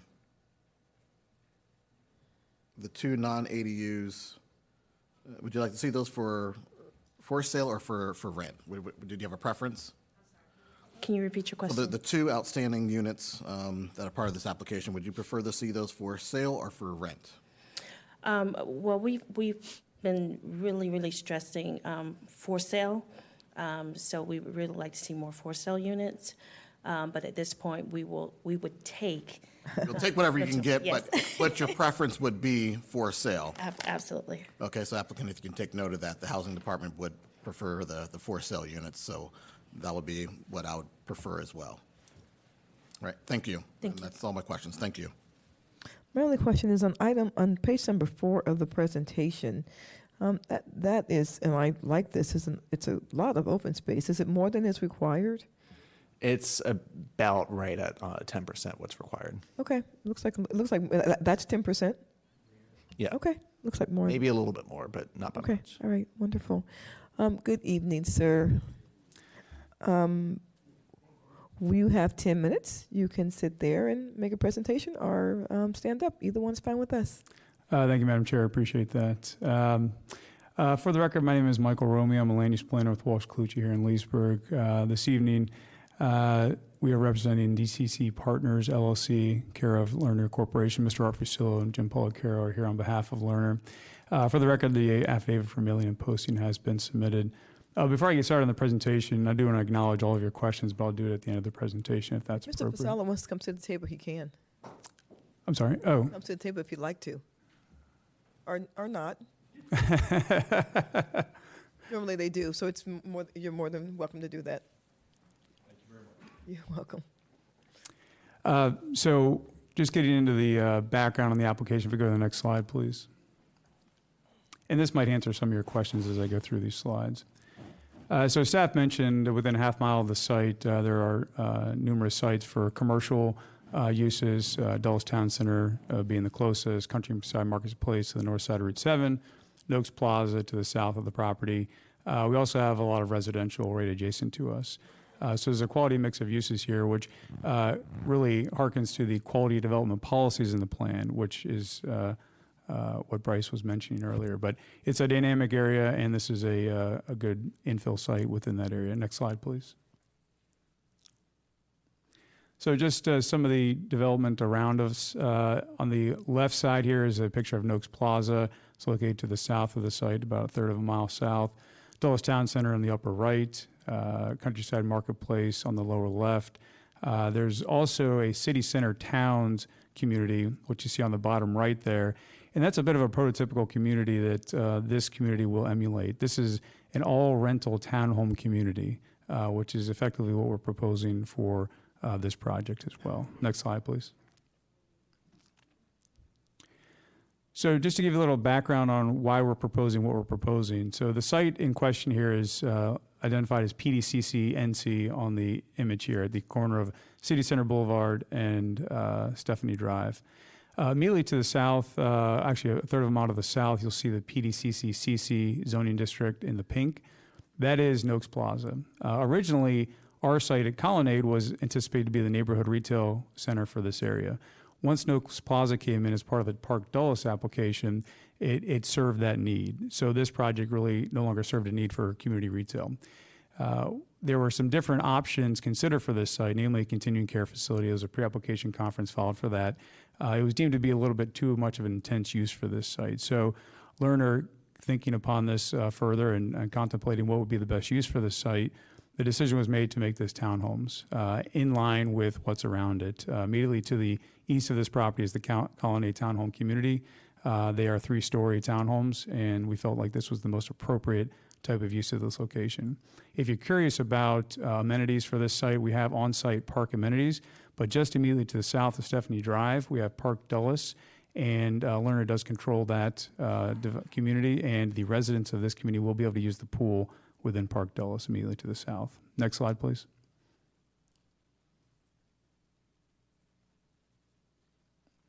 So as Bryce mentioned in the layout here, we have rear-loaded townhomes facing City Center Boulevard to the left, as well as Stephanie Drive to the south. The overall density for the site is 14.7 units per acre. That gives us a 0.78 maximum FAR, which is well below the 1 point FAR restriction in the place type. I will note that the trip generation on this site is far less than the by right capability. We're over 3,000 average daily trips, less than the retail would provide there. It's a much more compatible use with the adjacent townhomes than retail use would be. We were at 16.4% affordable units. That is 8 ADUs, and it's 2 AMPPUs or 2 unmet housing needs units. And just to clarify one of your questions earlier, Supervisor Saines, it's not a question of will those 2 units be for sale or rental. It's whether the whole project will be rental or for sale. So right now, we're proposing a rental community, but if in the future it does become for sale, then all of the units, or the ADUs or AMPPUs, would be for sale units. Just for that clarification, I hope that's helpful. So there are, and in terms of the parking, to answer your question, Supervisor Letourneau, we have 32 off-lot spaces, which meets the ordinance requirement. We also have garage spaces, which you can fit 2 cars within the rear load units. It might be tight, but you can fit those cars within there. You also have the driveway spaces, all of which can fit cars there. We're at 3.7 parking spaces per unit, which comes out to 226 total parking spaces on the site for 61 units. That is a lot of parking for this community. There will be ample parking for this community. There's also Eden Drive, just to the east of this image here. You can't quite see it on the screen, but there is also on-street parking there if there is a need for overflow parking. I do want to point out the open spaces on this site. The central open space, they're identified here with the numbers. The central open space is 1, and we have 2, 3, and 4. And if we go to the next slide, I'll give you a brief rundown of what is in those open spaces. So the central space on the site, we have a plaza, kind of outdoor grill, kitchen area on the right. And we have an active lawn pergola area on the left. So it's a nice mixture of 2 spaces where we expect a lot of the community to gather and have cookouts and evenings out together. Next slide, please. At the intersection on the bottom left there of Stephanie Drive and City Center, we have a monument sign, as well as a pergola and active recreation space within that. If you're thinking of like a cornhole area, that's a good spot for that. Number 4 is the playground and some landforms on the northern part of the site, meant to be for children. Next slide, please. And at the entrance on City Center Boulevard, we have some exercise stations as well as some active lawn space there. So it's a wide variety of amenity space for the site. Next slide, please. Again, the building design is proffered. These elevations are proffered. We are not proposing 4 stories. We're not proposing rooftop decks. We're proposing high-quality sides and fronts that will face on the City Center and Stephanie, as well as internal to the site. We are not trying to maximize the height here or the density. We're simply trying to provide a community that's compatible with what's surrounding it. And as you can see, there are garages there for the front and rear load that will be able to fit 2 cars or 1 car in the 16-foot wide townhomes. Next slide, please. So we did meet with the Colonnade residents back in 2021, July of that year. Their main concern, which Bryce acknowledged in the letter that was provided just before the Planning Commission public hearing, is interparcel connections. We understood their concern. We pushed back on vehicular connections and pedestrian connections. Staff was looking for a compromise, and we were able to do that by providing an easement for future connections if Colonnade ever wanted to have that happen. So we continue to correspond with the Colonnade residents. Lerner has a very good relationship with them. So it's been a good process so far. Next slide, please. So as an update, we've been in correspondence with Supervisor Glass's staff and Supervisor Glass about potential improvements to the application. It was mentioned that a bike share easement, a bus stop pad, as well as streetlights along City Center and Stephanie Drive would be a positive for this application. And we've agreed to include those things. We will include that in the next proffer statement that we submit to the county. In terms of the streetlights, we already have 2 streetlights on Stephanie Drive. We can add 1 there, and then we'd probably add 3 on City Center Boulevard. Next slide, please. So in conclusion, we do have a staff recommendation for approval, which is somewhat challenging to receive these days, so we feel like we've earned that quite a bit. Planning Commission recommendation for approval is also always a high bar to meet, and we were able to compromise on a lot of things and get to this point in time. And I'd be happy to answer any other questions that the commission or the board has. And I can start to address some of the comments that were made earlier, but if you want to just re-ask those questions now that I've given the presentation, I'd be happy to go that way as well. Thank you, Madam Chair. Thank you, Mr. Romeo. Supervisor Glass. Thank you, Madam Chair. Is the applicant willing to extend the critical action date to July 19th to accommodate the final action at that meeting? Yes, we would, Supervisor Glass. Okay. Would the applicant be willing to proffer at least 1 bench at the playground and Northwest Recreation area to have a place for residents to sit? We would certainly do that. And I would note that there is a proffered sheet in our plan set that shows all the benches. So we do have to provide those benches. They might move slightly here and there, but depending on the final design. But if there's a specific proffer for a specific bench, we can certainly add that to the proffer statement. Okay. Has the applicant agreed to proffer a concrete pad for the bus shelter, a shared mobility device easement, and street lighting, along Center City Boulevard and Stephanie Drive?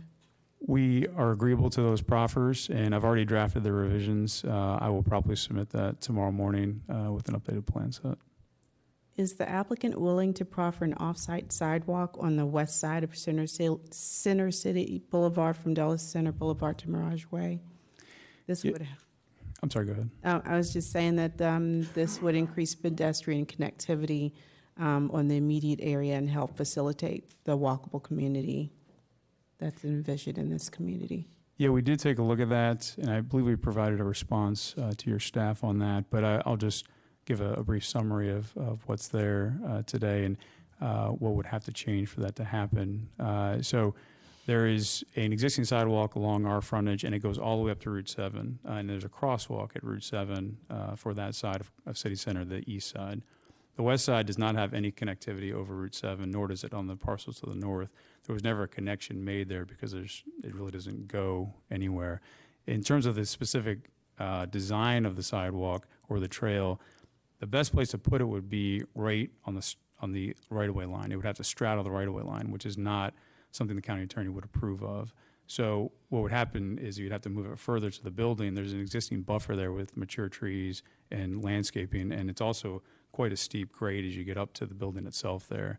It would eliminate that buffer. It would have to be torn out, and there would have to be retaining walls and things put in, which would not necessarily be an attractive thing, nor would it be good to take out the existing buffer. So there are reasons why it wouldn't make sense to do it. We also have internal connections within the Remington apartment complex, which fronts onto that portion of City Center.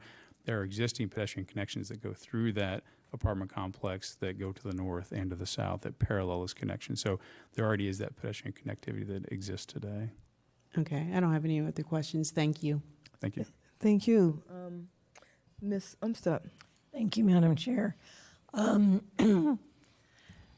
Romeo, what is the applicant's thinking on making this a rental community rather than offering ADUs for purchase?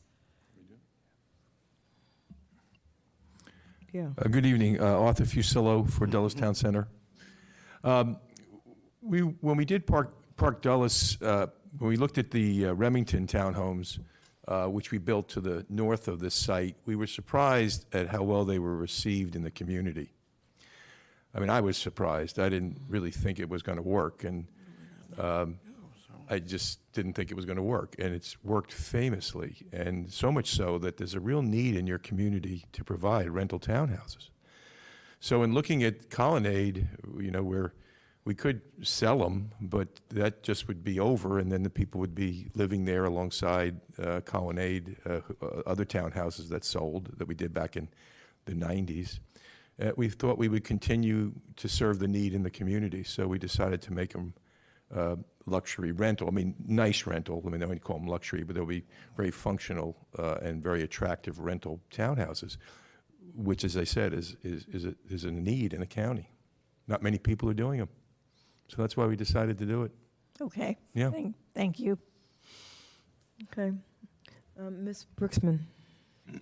Thank you. Yeah, the rental aspect of it kind of caught me by surprise, and I was going to ask that same question. But since Supervisor Umstattd did, I will go on to my other questions. How come no rooftops, balconies, or decks? Once again, Arthur Fusillo for Dulles Town Center Partners. We're trying to blend into the community, and we have recreational facilities on the ground, but we didn't put them on the rooftops because they're really not on the rooftops of Colonnade townhouses. Okay. That are there. So we didn't want to create a loud community. We wanted to fit in. I see. Okay. We wanted to fit in. It looks like this might have been taken before it was complete, but is there like a swimming pool and stuff for this community? Yes, ma'am. Okay. Up on the supervisor, up in the corner, the upper left corner, northwest corner, right? Keep going to the left, down, right Here? Yes, that's the pool. Oh, that's you guys. I thought Yeah, that was that's us. Okay. That was one of the And so original. these folks are going to have access to this? Actually, they're going to have access to the Park Dulles facilities to the south. They're going to have to go down here? Yeah, only because when we Why would they have to go down here when it's right here? we have that's a great question. We have a relationship with Colonnade Townhouses that provided that pool to them at the time that we set up the Colonnade regime in the homeowners association. Over the years, we've worked with them to keep that and maintain that. We maintain that pool. So rather than to add to that particular pool facility, we have capacity at our Park Dulles facility to the south. So we were going to add it to that and leave the Colonnade townhomes. But this is, without. you're calling this Colonnade. The application's called Colonnade. It's actually going to be the Park Dulles townhomes. Okay. It's Colonnade because that's the name that's been known mostly in the community over the years. We're actually going to call them the Park Dulles townhomes. So these are owned or rented? All owned, 100% owned, yes. And these are owned or rented? Rented. It's So our, really, you don't want to have the rental people using the facilities that are with the homeowners? well, we didn't want to upset the balance that we have right now with the townhouse, with the homeowners by adding to that, because that necessarily, the relationship we have with them is that they could use that pool, their homeowners associations. Okay. And we thought. So then they're going to have to cross this road. Right, they'll and cross come all that the way road and come on downhill. over. And that looks like is that a smaller pool? No, it's not necessarily Okay. a smaller pool. No, not at all. Okay. It's actually a beautiful facility. It's a gorgeous facility. Okay. Yeah. All right. Time's up, ma'am. How much will, Oh, no, you can't. I'm sorry, you have- Stud, how ma'am, I'm much sorry, will you the have 1 rent second. be? How much will the rent be? Sorry, my time isn't quite up. How much will The rents right now are in the for the ones that we have up at Remington, they're running in the high 2,000s, low 3,000s. Okay, thank you. Sorry. Not 3,200, 3,100. That's amazing. Sorry about that. I was looking at that clock instead of that clock, and then there's nothing at all on that clock. So, yep. Mr. Turner? Thank you, Madam Chair. I'm on sheet 4, typical lot details. I think I have my dimensions on the garage wrong. So am I reading this correctly, that on your single-car garages are 10 feet wide and 18 feet deep with an 18-foot pad for the driveway? I believe that's correct, Supervisor Turner. Okay, and then on the two-car garages, the two options for the front load, 18 feet wide, 20 feet deep with an 18-foot pad, and on the rear load, 18 feet wide, 18 feet deep, it looks like a 15-foot pad. You got to read kind of close. It's actually 18-foot driveway, it looks like, Supervisor Turner. Yeah, except on the rear load, it takes the driveway all the way out to the back of the curb, so I was kind of figuring 15 feet to stay off the curb a little bit, but that doesn't matter. The thing that caught my eye just now, and so these dimensions are in play, correct? This is the correct dimensions for the garage and the driveway? Yeah, these are expected to be, but they could change at final engineering. Okay, because 18 feet is about as small as I'd get. I mean, 18 feet, you're right. You can fit two cars in there, but you got to play to be able to both get out of your doors. The thing that caught me is the asterisk down on the bottom. Note, typical lot details shall apply to the for sale option only. Lot details do not apply for the for rent option. Can you explain that? Yeah, that's correct. So if this goes for rent, there's no need to subdivide it. It'll stay the 4.15 acre property. If it's for sale, we'll subdivide it. We've designed it in a manner which, if it does get subdivided in the future and becomes for sale, it can do that. Okay. I guess if I heard that correctly, it means this is worst case. If anything, it'll get better. Okay, good. And then the last thing was, I just want to comment. I noted in the covenants that you have in the covenants that the homeowners cannot store in their garage. They have to leave the garage open for parking. I really like that. Everybody who's developer, listen, because I really like that. That's nice. Yeah, thank you, Supervisor Turner. We're including that in most projects now. Okay, thank you very much. Jazz hands. Mr. Letourneau? Okay, so just make sure we got this right. So 114 driveway spaces, 80 garage spaces, but that assumes 2 vehicles per garage? Not all the garages. The Okay. 16-foot wide units will not have 2-car garages. They'll have 16-foot would not. Correct. Those only have 1-car garage. Okay, so the minimum size of a 2-car is 18 foot. Correct. Okay, and then 32 off-lot spaces. Correct. Okay. Is there any kind of parking issues now in that community that you know of? No complaints? Not that we're aware of. Okay. And that was the point I was making earlier. On Eden Drive there, you can see further to the right, there's on-street parking there, and I don't think I've seen that full before, if you need overflow. Let me say, at the Colonnade Townhome HOA, Art Fusillo again, the HOA was concerned about street parking and making sure people, that's why we put the parking spaces that we did on our site, and so we're working with it, with the community. Okay. The off-street parking, I don't know if I didn't get to where Mike went. Where is that on the site? The off-street parking, so actually... sorry, off-site parking, not off-driveway, off-lot. The off-lot parking. Yeah. Correct, yeah. You can see it, it's in different places throughout the community. If we pull up the site, yeah. So actually, if you pull up mine, it's actually hatched on my presentation. Oh, there we go, okay. But Yeah. I'll show you. There's multiple places where it's located. So if you go to there we go. So you see the hatching up near 3. You see the hatching on the ends of number 1. So you can see them kind of in a line there, the black outline hatching. That sort of covered area is off-site parking? Yeah, exactly. So that's it. And then up there, and then further down right there, exactly. Okay. And that totals 32 spaces. Okay, thank you. Mr. Buffington. Thank you, Madam Chair. Can you repeat, did you say that you think the rent is going to be high 2,000s, close to 3,000? Well, I was just pointing out what the rent is on the existing units that we have now. I don't know what the final rent will be on this. We finally go to market. Do we have an estimate for what the rent might be? I mean, is it close to $3,000? Excuse me? Is it close to $3,000? These are 3-bedroom, 3-level townhouses. It seems to be running right now, if you'd like to rent a townhouse, it seems to be running in the 3,000, 3,200 range. Seems to be what they're renting for on the 4 market units. Okay. Oh, okay. Not I think. I mean, this looks like a nice application to me. I'm not bashing your application.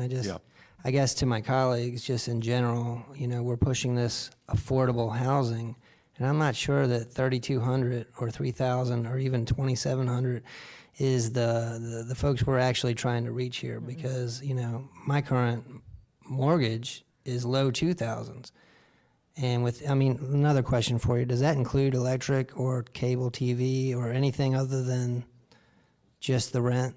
It does not include electric or cable television, and we found that we're getting a lot of empty nesters and a lot of families who are in between houses, who are renting the facility, because these are large units. Right. This is not your typical. Again, I think this looks like a good application. This is not to you, not even directed to you really, or this application. It's just in general talk with my colleagues. I just wonder, what more can we do to actually make affordable housing more affordable?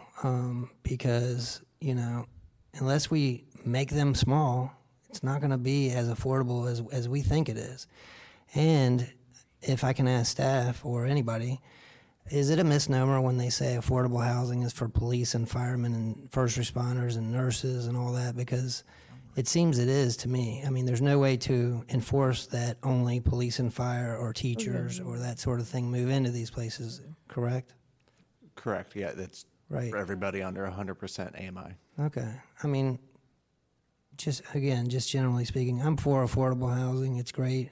But I don't feel like we're doing a lot yet to make sure it's affordable. Affordable housing is affordable, and I wish we could figure something out with that. Thanks. Thank you. Mr. Sains. Thank you, Madam Chair. So I'll kind of pick up where Mr. Buffington's leaving off. So if we were to make these for sale, what would the price be? I really don't have any idea. We're not in the for sale townhouse business. You'd have to find out from a local realtor, sir. I don't know. Well, those are way older. Yeah. Okay. Well, I don't know if there's any way we can kind of get that information before you come back to us. We can have that somehow, some way. That'll be nice to have.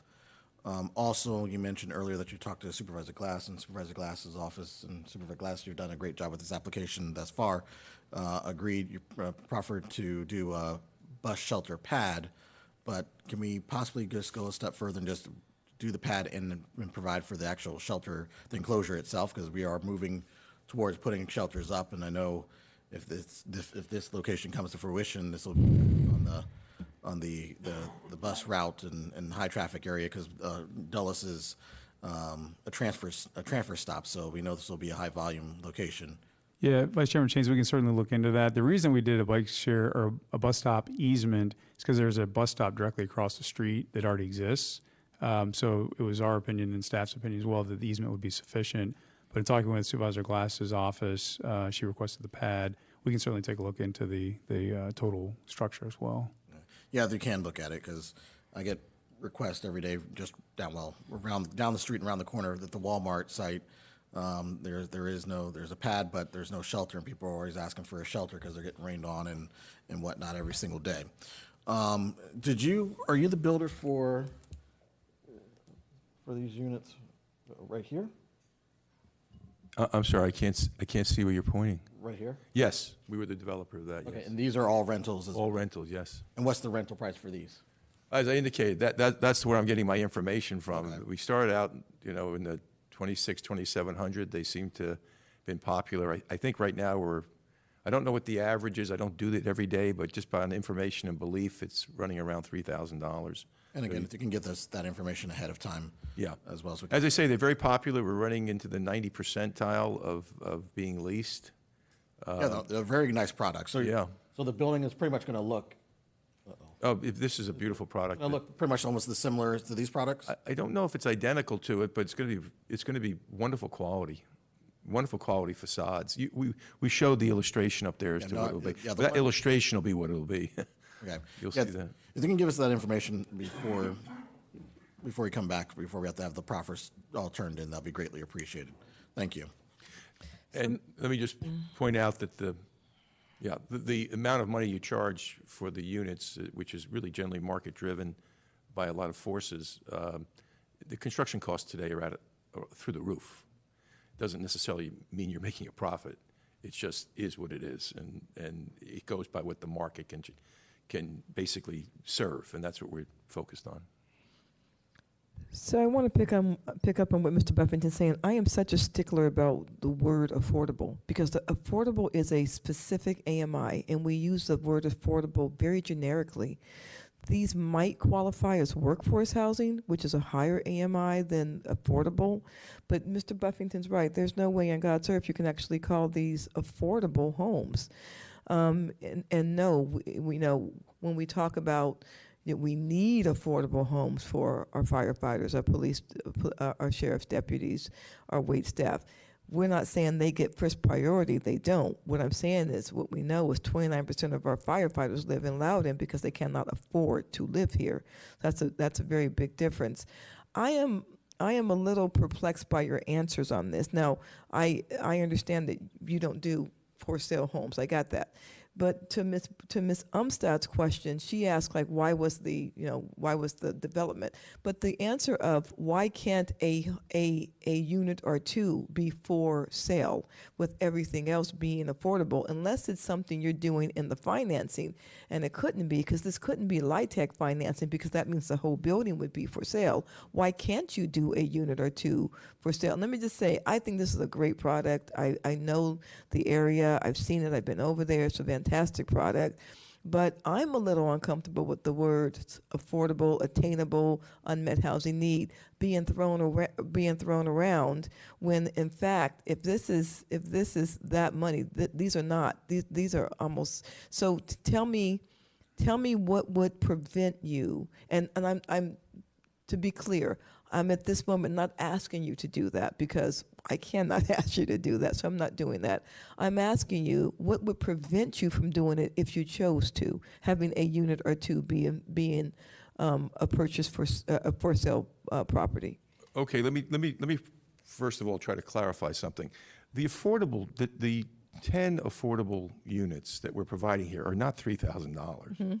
They're not anywhere near $3,000. They're in the, as I recall, when I did the original math on it, there was something in the low teens. So we're not like 12, 13. 100. There's, I believe when I did the math back, and this is going back a couple of months. I understand that. We're nowhere near they're the like, market they're like rate 1,200. units. The 8 to 10, the 8 units and then the 2 units. I got that. We're providing in the, Yeah. to meet the needs of the community, we're providing that at a low rate. Yeah.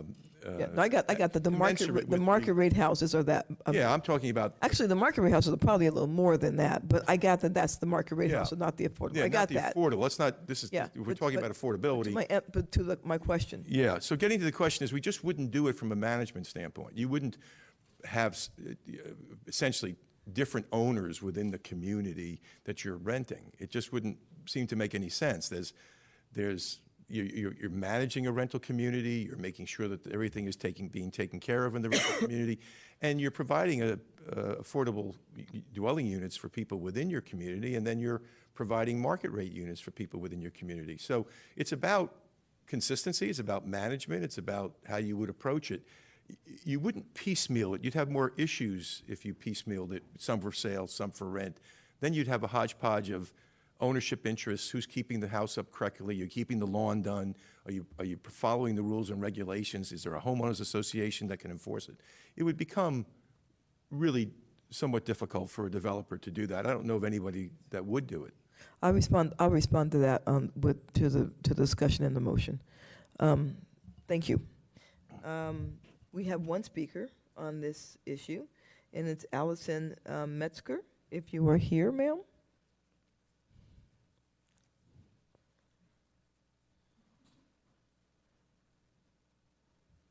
Good evening. Good evening. I'm so glad I showed up at the right time. Part of this conversation is about the difference between affordable, workforce, attainable, blah, blah, blah, blah, blah.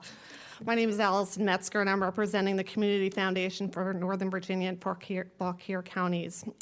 It's an understatement to say that our county needs more development projects that offer a variety of housing solutions for our teachers, frontline workers, young professionals who want to live where they work. Loudon County needs more workforce housing now because housing is foundational. This project is genius in terms of location, location, location, which is what every person is looking for when they're looking for a home. As we know, the county's population has grown by 35% in the last 10 years, and housing inventory has not kept up, especially affordable housing options. Many Loudon County households are spending more than 30% of their income on housing costs. According to my numbers, because I also wear a real estate hat in my other job, the average cost of a 2-bedroom rental in Loudon County is approximately $2,100. That a 3-bedroom is $2,300, but we're not talking about 3-level garage townhomes in those numbers. We're talking about apartment complexes. The average price of a home in Loudon County is approximately $641,000. In order to afford a house at this price tag today, one would need to earn approximately $173,000. That number probably changed this morning when the rate jacked the rates back up to 6%. So we need to see more thoughtful development that meets the county's unmet housing needs plan. We hope that all of these programs are strongly considered and approved, whether it's a rental or it's for purchase, 10 additional homes in an affordable state or 10 additional homes. Thanks. Thank you. Thank you. Ms. Glass, would you like to make a motion? Yes, Madam Chair.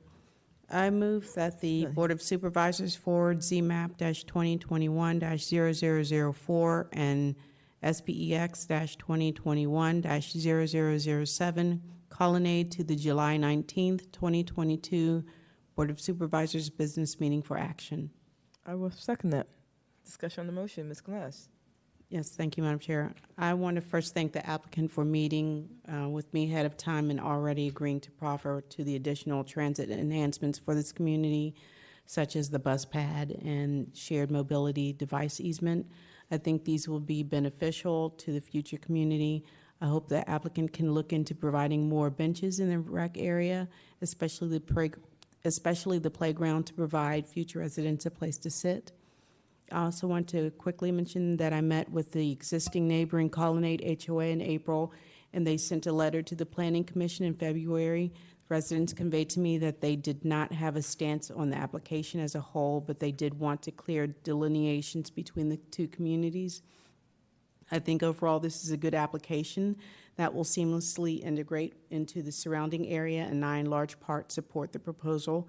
I do hope the applicant can continue to discuss with me the need for an off-site sidewalk nearby, as I think that missing connection is a major barrier to the overall pedestrian network in the Dulles Town Center and Colonnade community.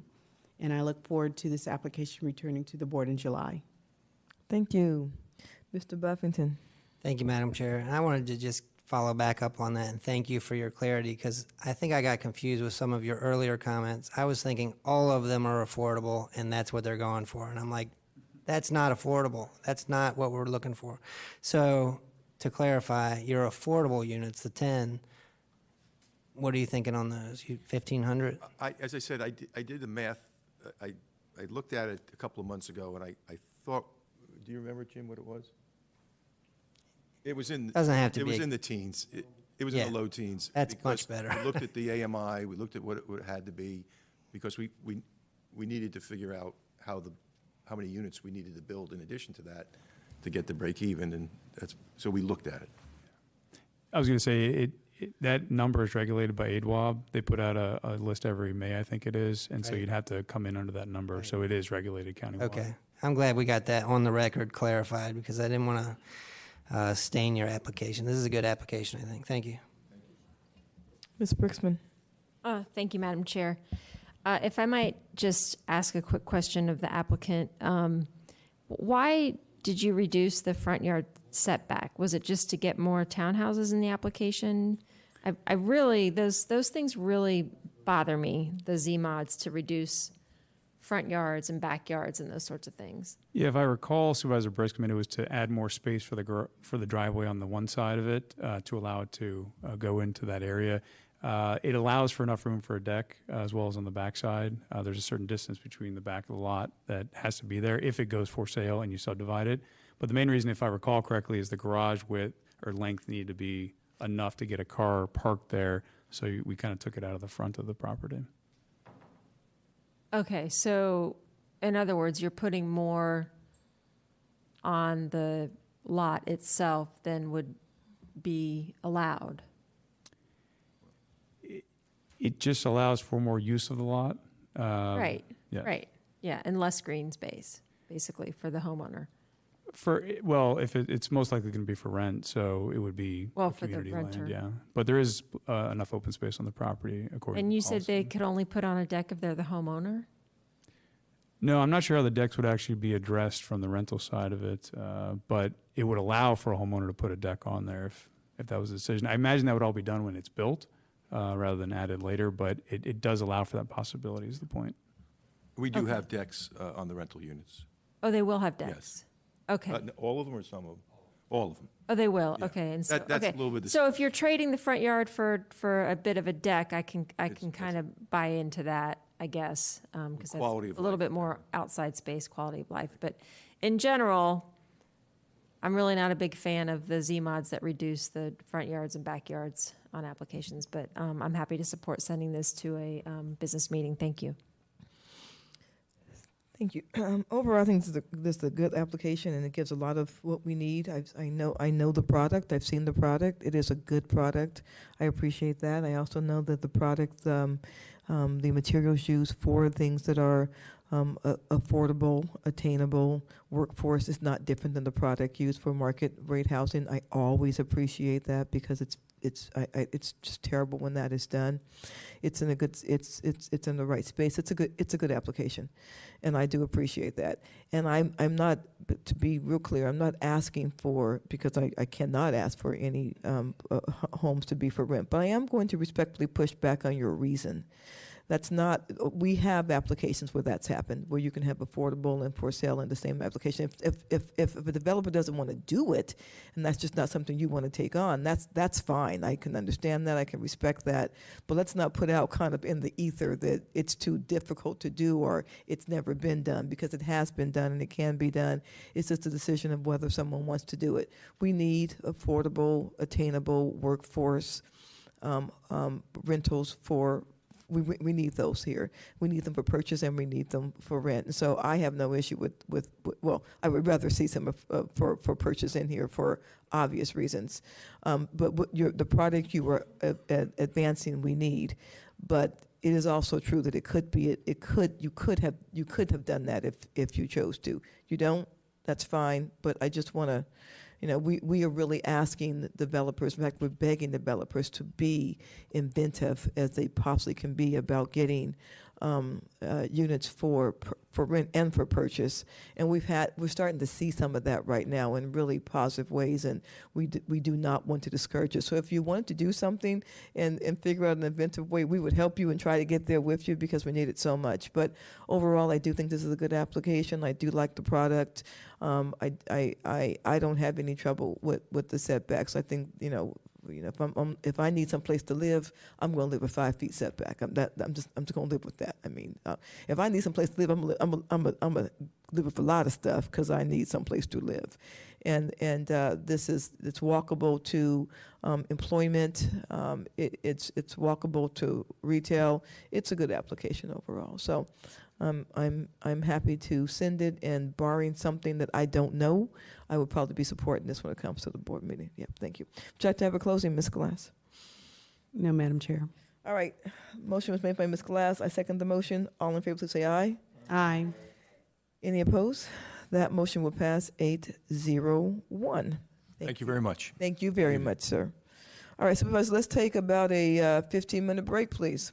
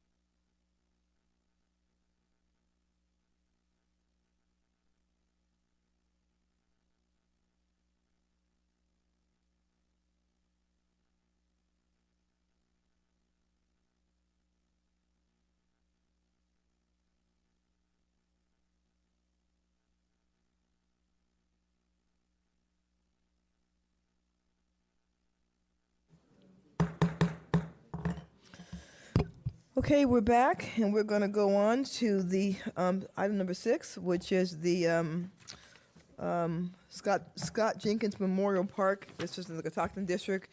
Mr. Kirshner has also asked that I carry the motion. I'm happy to do that when we get to that place. But until then, let's hear from staff. Hey, everybody. Mr. Torby, you guys, would you introduce everybody at the table, please? Sure, I'm standing in for Rob Donaldson. Hi, Marshawn Marshawn, how you I'm doing? with, Program Manager for Land Use Review and Planning and Zoning. It's good to see you. Good to see you. And I'm Dan Galindo, also in Planning and Zoning, sitting in for Joe Kropith. Wow, so the planning zone, everybody just has somebody sitting in for them. Okay, cool. Steve Torpy, Parks and Recreation. Sitting in for Here Steve Torpy. Myself. And Scott Warris, Interim Deputy Director for DTCI. Rob Ballinger, Design Manager, DTCI. And, Christian Williams with J2 Engineers, we're the consultant. Wonderful, thank you. Okay, we're ready when you are. Thank you, Madam Chair.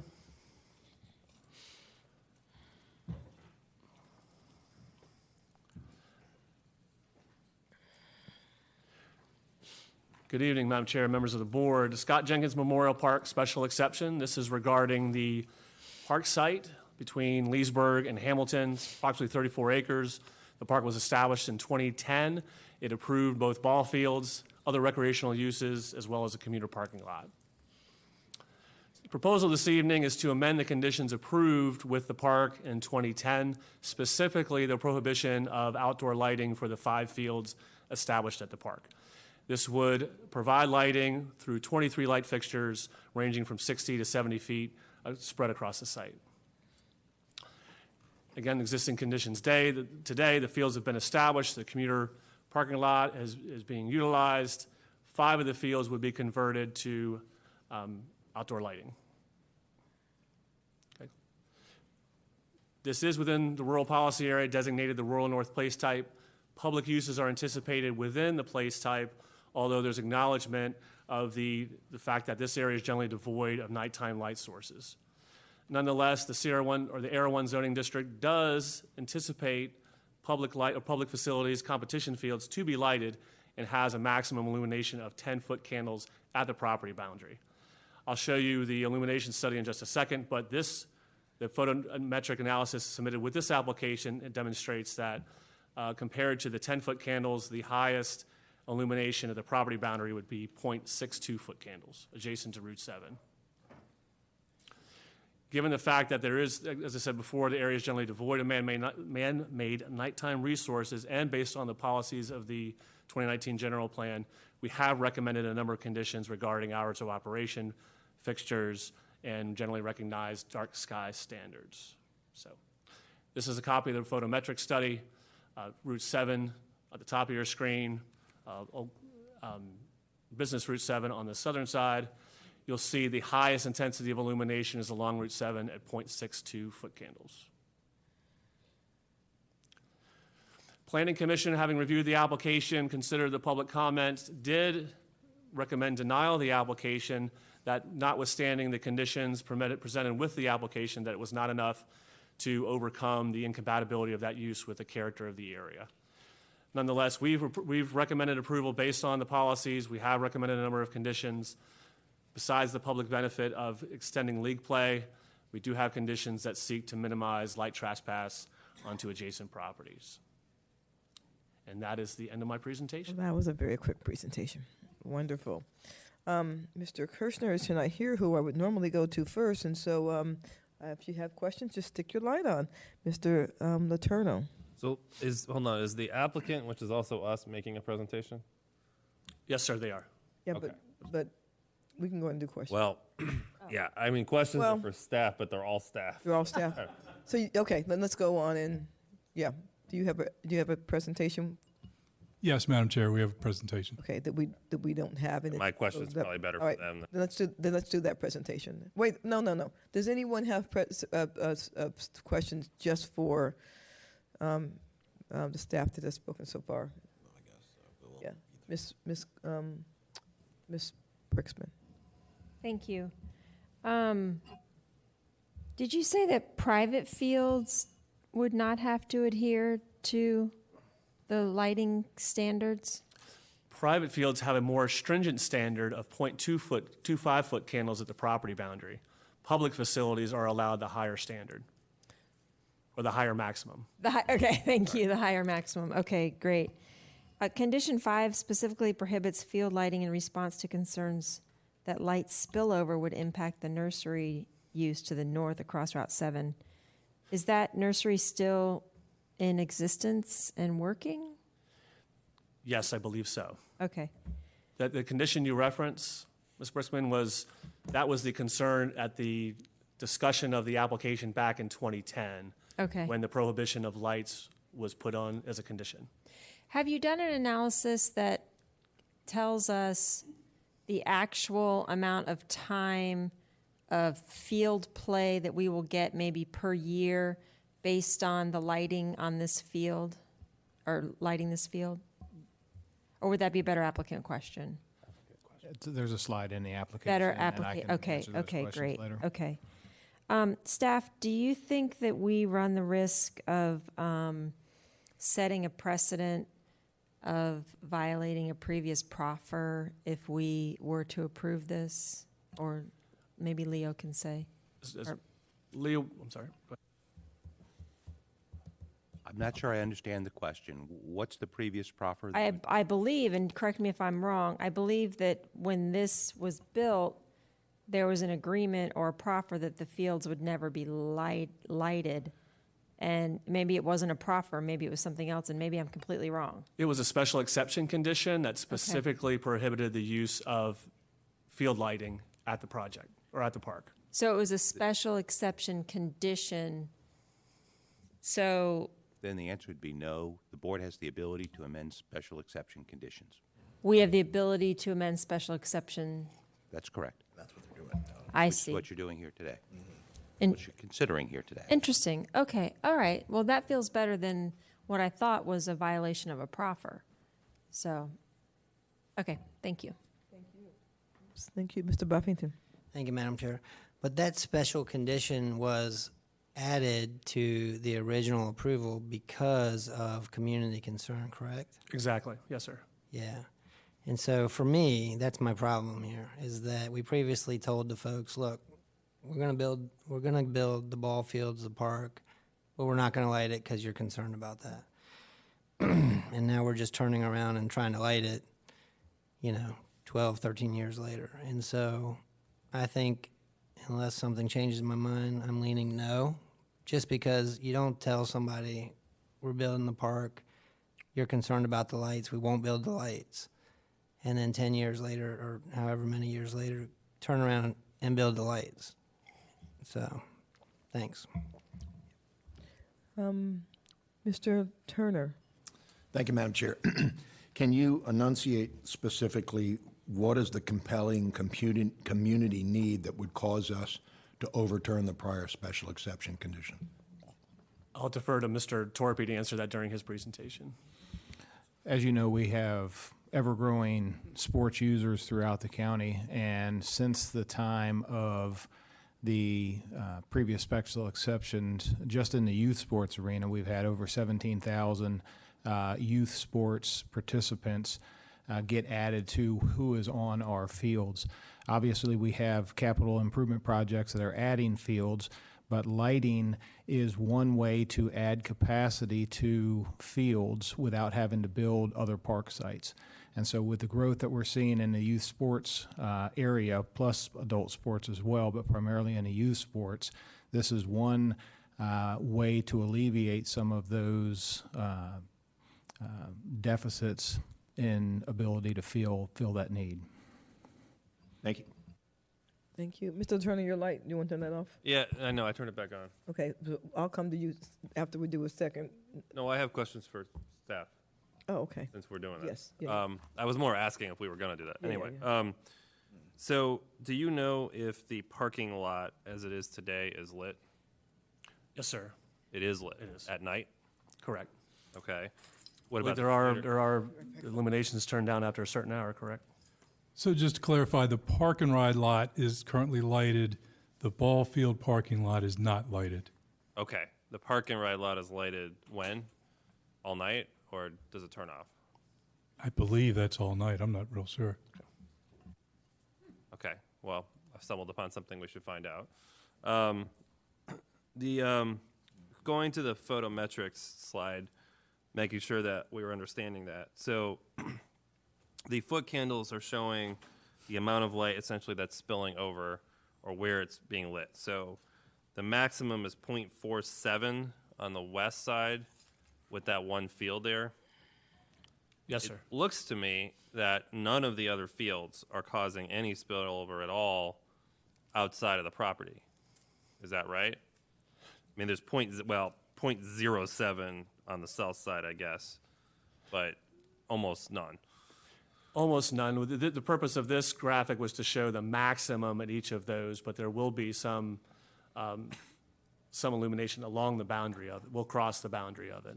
We were just simply illustrating the highest. What I'm trying to get at is there a difference between, let's just say, if that sort of field to the left was not lit and all the other ones were, what does that do to this sort of equation in terms of light spillover? To your point, I think it would reduce overall, but we would want to look at the full photometric study, which will have the boundaries of that light trespass to get a better answer. Okay, but you have the photometrics. Yes, sir, we study. do. Mm-hmm. Okay, yeah, I'd be interested in seeing that, and I think my other questions I'll wait for. Mr. Sains? Thank you. All right, so to make sure I fully understand also, so when this originally came, you said no lights, the community didn't want it, and then also I believe there was a nursery. Is that nursery still there? Yes, sir, across Route 7. Okay. And then because of the high demand for league play and stuff, it just makes, that's why you're proposing to add the lights so you can extend and have more games, practices, et cetera, out in this area. That is correct. Okay. And I'm assuming you guys did a lighting test? That's what the photometrics is. The lighting test would happen after installation, but the photometrics, I think Rob can explain that. Yes, we've done, our design consultant has worked with a lighting designer to do the photometric analysis. That's the lighting design for the fields. They've done a specific design that says how many lights, where they're going to go, what poles, what height, and that's how they came up with that photometric analysis that showed how many foot candles along the property line and elsewhere. Okay, but we didn't actually bring, say, one light out and actually illuminate it for a little bit and took pictures or video or anything like that? No, sir. Oh, okay. Because if you did, that was one of my questions was, can we see the footage or the photography to see how the lights look when you did it? So this is just a estimation and running numbers and a simulation, I guess you could say. Yes, sir, that's correct. I would say that at Lovettsville Park, the same manufacturer provided the same information, and at the test afterwards, it was right on the money. Okay. Yeah, if we can, to Supervisor Letourneau's question, yeah, if we can get, after the fact of this, if we can get the information about the lighting for the parking lot and actually even footage, if that's possible, to see what it looks like at night in the surrounding area, that would be very helpful when it comes back around. I think that is all. Right, yeah, that's all my questions. Thank you. Thank you, Ms. Sains. So how close are the nearest homes? Are you guys you can answer it? Go ahead. So if you look on the map up there, the nearest homes are to the west or the left side there. Yeah, right there would be the closest homes. Okay.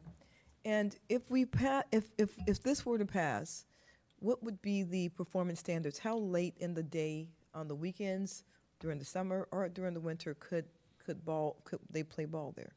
So typically the winter months, because of the use, it's not in, they would not be illuminated because we're not playing outside. These are grass fields, so they're not artificial turf fields. So it would be spring, summer, and fall, with primarily the heavy use being in spring and fall, which is what it is right now. Right now, the proposal is 10 p.m. would be the maximum during the week, and then with special tournaments or something along those lines could go to 11, but typically would be 10 o'clock. Now, the technology in these lights that we... Hold a second, because I'm more talking about, I'm not talking about so much the lights right now. I think there's been a lot of discussion about that. I'm talking about traffic through the area. So was there an understanding from the residents that there will be no lit fields, thus probably no traffic at 10, 11 o'clock at night going to and from the baseball fields, or from the fields? So the fields are in use right now, and they are going until dark right now. So this would just be the additional slots after. How much after? Because if dark is 8 o'clock, 8:30 versus dark is 11 o'clock, that's a big difference. So it would typically in your springtime you would see an addition of one game slot or one practice slot added to each one of the fields. In the fall, which is really where the benefit of the lights comes from, especially as you get into the fall season and the time changes. A lot of these fields, particularly in the west where you do not have a lighted facility, you get in halfway through the fall season and you have a hard time getting even a single practice in before it gets too dark to play. So were the residents given any assurance that this would not happen? The first time around when we were intending to light the fields and the special exception failed, then that would be, I think the answer to your question is we came out of that special exception. So as the time went by, the technology has changed. Well, you're talking about the technology and lights. I'm talking about traffic. Yes, ma'am. Yeah, so, okay, all right. All right, ready when you are. Thank you, Madam Chair. So we have just a few slides here to cover some information, some of which we just did cover, so we'll maybe make this a little more brief than what we originally anticipated. Next slide, please, Marchant. So as we talked about, there was a previous special exception with a condition of approval prohibiting the lighting. There's numerous reasons why we're looking to amend that special exception condition now. One is the LED lighting technology is vastly improved. That the current lighting really focuses the light much better than the old style lighting. This funding was added into the CIP by the board in fiscal year 2018. Since the original special exception was approved, as we kind of discussed already, demand has increased for field use, particularly, field use, forget fall season there, both seasons. The current PRCS standard is that all fields where possible are to be lit, irrigated, and turfed with Bermuda grass. Additionally, we have some information we'll expand on in a later slide from Dr. Faust at Clemson University, indicating that the poinsettia farm operation would not be harmed by these lights across Route 7. Next slide, please. So as Marchant covered already, we've got a total of 23 light poles. The proposed lighting will be LED technology. These lights will be fully cut off, shielded, aimed downward and inward towards the fields. To the extent feasible, we will meet dark sky standards, meaning they'll only be on when needed, only light the area that needs it, be no brighter than necessary, and they'll be fully shielded, pointing downward. Next slide. So Marchant kind of covered this a lot. I just want to reiterate the 0.62 foot candles is at the Route 7 right-of-way line. When you actually get to the Route 7 roadway, we're at 0 foot candles. The next highest area at the property line is as we discussed on that left side. There's an area that's 0.42. Next slide, please. So during the Planning Commission process, we went out for 2 public comment periods.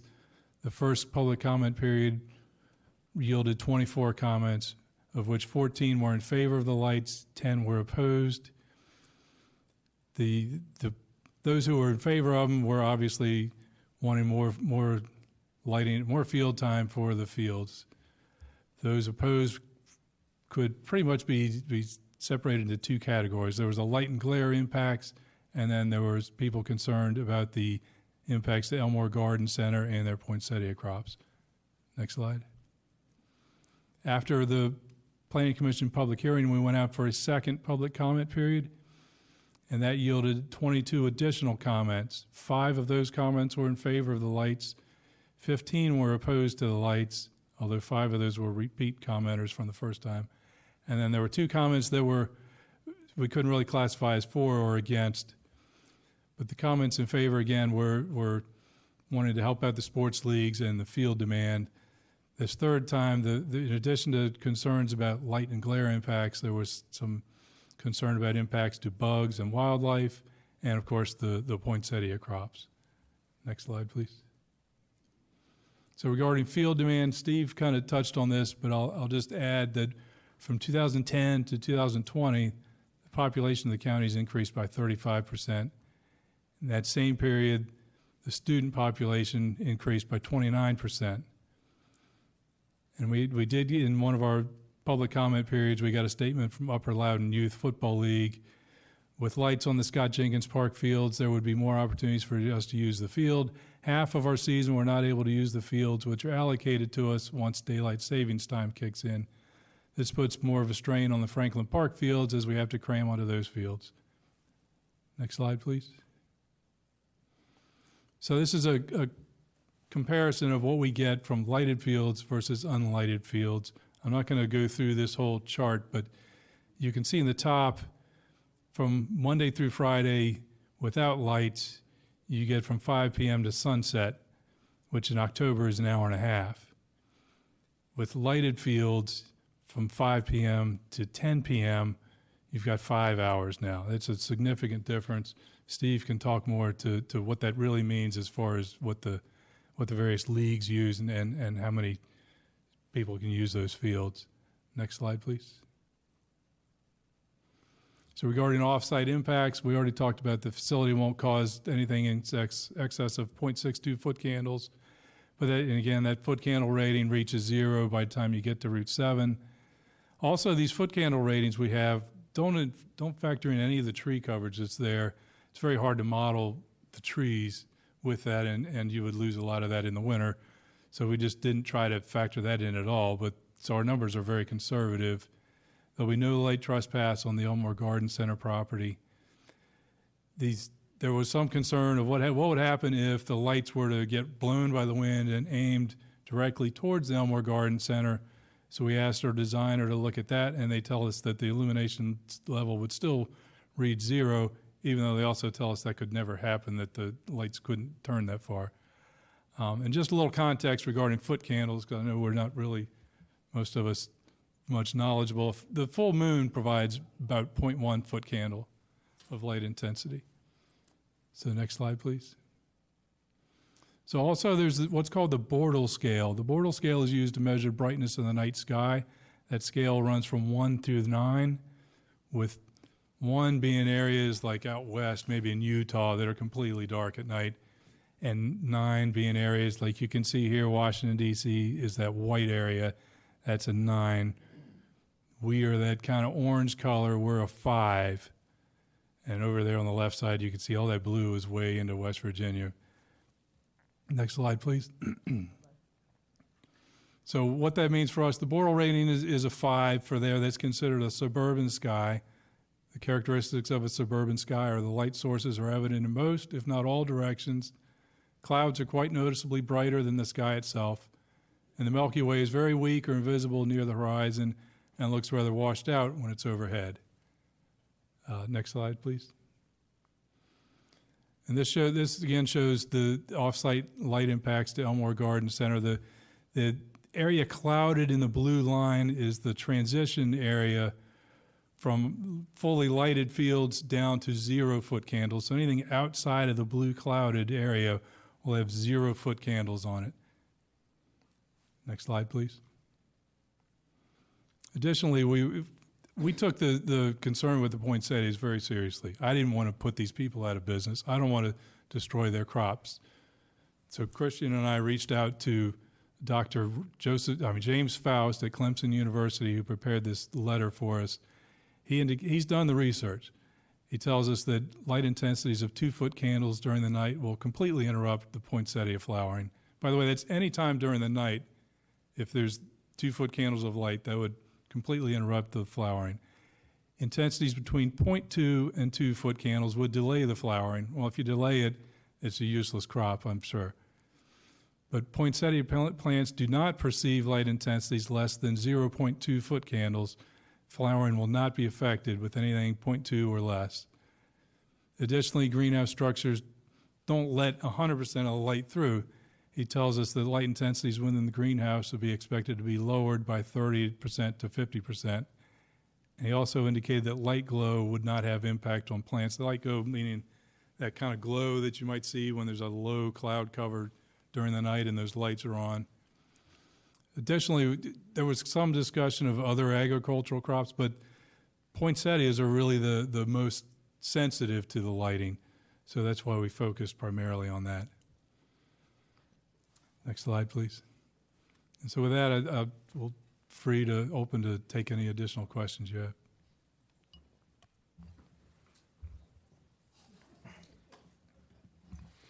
All right, let's do another round of questions. If you have a question, stick your light on. Mr. Buffington. Thank you, Madam Chair. So the area where this park is not too far from Purcellville, not too far from Round Hill, kind of in the same area off Route 7 as Purcellville, Round Hill, and Hamilton. So my question to staff is, where in this area are we planning on new fields? I know Fields Farm Park, north of Route 7 and off in Purcellville, we're planning on new fields. Anywhere else in this general planning area? Not in this general planning area, no. Okay. Fields Farm would be it. How many fields at Fields Farm Park are we going to be adding? It's yet to be final design, but there's 4 baseball fields and I believe 5 soccer fields where we're at right now. Okay, thank you. Thank you. Ms. Umstep? Thank you, Madam Chair. I'm having difficulties supporting this.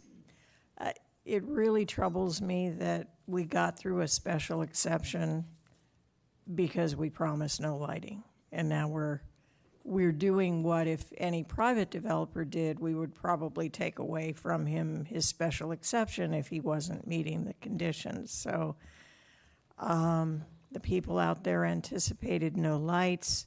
That's why they did not raise a big stink about having the fields there.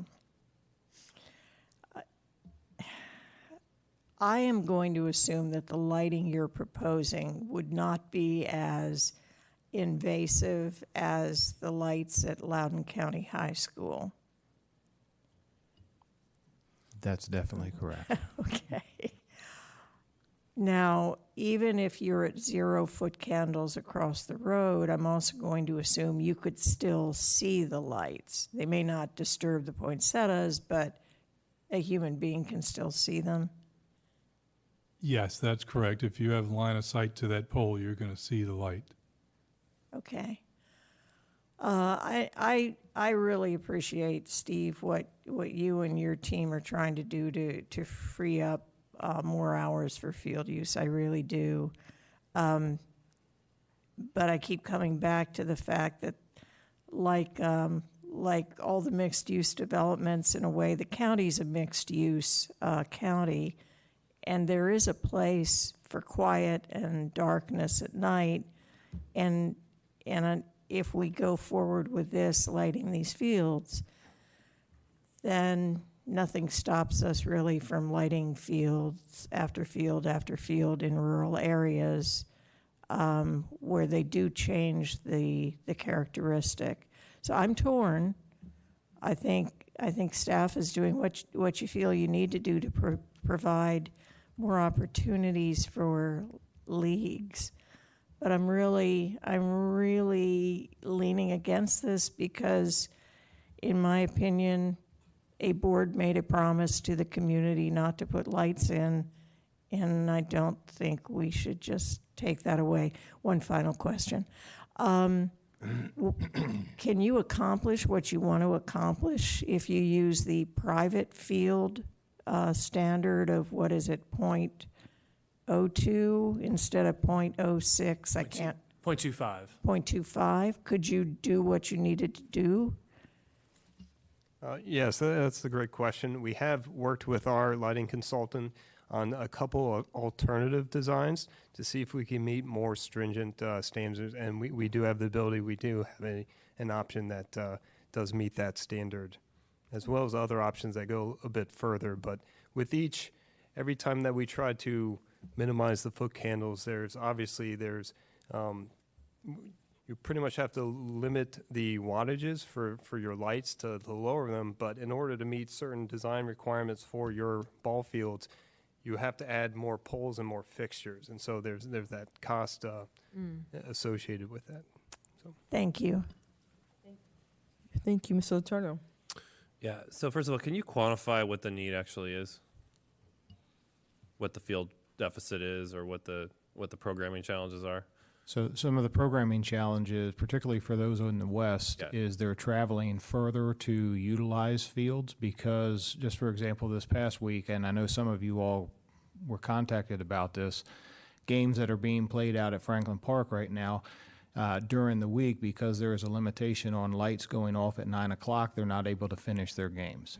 And so you have that happen a couple of times, and leagues start sending folks further to different allocated places, so there's more travel time, kids getting home later, things along those lines. So that's one of the issues that we see with the limitations on hours in certain areas of the county.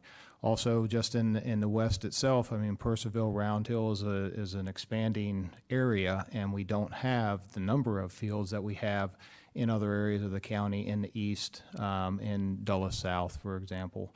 Hanson Park coming online here soon, so it's the numbers. So it becomes an equity issue in terms of access to the services that we provide. They're not evenly distributed. I'm having a little trouble, First of all, just looking at this, 2 of these fields are facing Route 7 completely. The rectangle is facing Route 7, and it's pretty far away from anybody. You have kind of the one field that's hanging off to the left, and that seems to be the one to me that might be causing the spillover. So, could an option be to simply not light that field, but do some other combination on the park? Again, I think we would have to look at the photometrics without that coming out to see what type of positive impact that would have. We certainly could run those, run that. Right. Yeah, I'm very confident that if we were to not light that field, we would be at 0 foot candles at that. Yeah. So I mean, so Steve, we did Burns Ridge Park, and there was community opposition to it. There's houses a heck of a lot closer, and way more of them than here. Have we gotten complaints since we lit those? We had complaints probably the first month after we lit those, but we have not gotten complaints after. Yeah, I mean, if you haven't been out to see, can you describe how the technology's changed? Because you really do literally walk from being in light to complete darkness when you take a step. And I'm not sure, unless you've been out there and lived it like I have on the baseball field, you don't really realize that. So I'll give the example of when we lit. Specifically, since we approved the specs on this, how has it changed? Sure, yeah. So the one that comes to mind is when we lit the baseball fields out at Franklin Park, which was after this one, because when this special exception was denied, the funds went out to light Franklin Park. We were concerned that we would have complaints about the lights at Franklin Park. When we illuminated the lights, the issue that we got complaints about was not because the fields were lit, but because we did not have lighting on the restroom building. And when you stepped away from the ball field, it was too dark to get to the restroom facility. So that's how cut off those lights are when you get to the edges of these fields. And we lit those fields maybe 10 years ago, maybe a little less than that. They haven't been lighted for long, and that technology has continued to evolve. Ms. Brooksman. Thank you, Madam Chair. Supervisor Letourneau did ask some of my questions about the technology changing, and it took me to both your presentations to realize that a foot candle is how you measure the light. Yes? Okay. So in layman's terms, what is a foot candle? Like if I have 0.45 of a foot candle coming onto my field behind my house, What is 0.47 of a foot candle? Is it like 4 candles? Is it? It's going to be very little. Is it? Is it headlights? Is it? So going by memory, your kitchen at your house is probably going to be at 20-foot candles. 20-foot candles. Yes. Anything less than 1-foot candle is very dim. Very dim. Okay. I'm really not concerned about the poinsettia farm. I am continually concerned about access to fields and recreation areas in the county. And I believe that the lighting technology has drastically improved, and that we just can't bear growing the way we have without adding to our capacity. I'm actually shocked you said that Franklin goes down at 9 p.m. Why does Franklin go down at 9 p.m. instead of 10? That was the condition of the special exception. Wow. So Monday through Thursday, it's till 9 p.m. Okay. Yeah, okay. I'm probably going to support this. Thank you. Mr. Turner? Thank you, Madam Chair. Are there any other examples within the county of this juxtaposition between a denial of a special exception and the ultimate need to have lights? Have we encountered this elsewhere in the community where we said we wouldn't add lighting and then we did add lighting? Not that I'm aware of. Okay. Can someone walk me through the details of the special exception? I'm a little confused on that. So we proposed building a field that was lighted, and the community took exception to that, and so we added a special exception condition to say, okay, we'll build the field, but we won't add lights. So when we took the special exception through the first time, it was a phased approach, and phase one was building the large diamond and the park and ride lot, is my recollection on that. And we went through the special exception with the anticipation of lighting everything when we got to phase two, which was building out the other 4 fields. But at that first special exception, the park was approved for a park usage, but one of the conditions was to not light at that time. And that was, when we went through the special exception at that time, it was with the previous technology. It had different foot candles and things along those lines in the photometrics. And in that pushback, did they acquiesce to the park and ride lighting, but not the fields? How did that work, or are they separate? I don't see the park and ride lot on here. So yeah, I do not recall any conversation about the park and ride lot, but I would have to go back and look. Okay, so as far as you remember, it was the concern was the ball field. We can get this through, but take the lighting off in order to do it. That's, yeah, the concern was with the Poinsettias farm in relation to the ball field lighting. Do you remember if the discussion was specifically about the Poinsettia farm, or was the Poinsettia farm one of several discussions to include viewscape in the rural community and light pollution on the rest of the rural community? Were those all involved in that discussion? So there was comments that were made about lighting in the rural community, but the primary focus was on the Poinsettia farm. Okay, thank you. Thank you. Mr. Sains? Thank you, Madam Chair. So if you were to approve what you're asking for, how many light poles would need to go up? 23. 23. Is there any way to say compromise and do as minimum light poles as possible? Do you know what that number might be? Well, currently, that's a great question. 23 is the minimum to provide the necessary lighting for all the fields. I mean, unless you're asking for that we not light every single field out there. Yeah, so say if you lit the one big one, and so say if you do 2 out of the 4, what would that do? Would that, like, for example, the smaller baseball fields have, it looks like 4 lights, light poles each. The larger baseball field looks like it has up to 8 lights, and that the rectangular field has 4 as well. So it kind of varies per what type of field. But so hypothetically, so say if you took the soccer, went from 4 to say 2, the bigger one you said 8, so you move that down to 4 or something, is that even possible, or Or you still wouldn't be able to see? Well, no, because I don't think that's as possible to only light, because then you're not getting enough. You'd have to, I'd have to ask with our lighting consultant, but then you would have to basically increase the wattages of those things, and that would actually probably generate more of a lighting impact than you would. Yeah, you may also be changing the angle of those lights to be less downward facing. Okay. And by the way, the exhibit behind you shows the light pole locations. Okay. Right. I was just, trying to think how we could, say, try to meet in the middle, get the lights, but then have a limited number of lights and still be able to function and have the activities.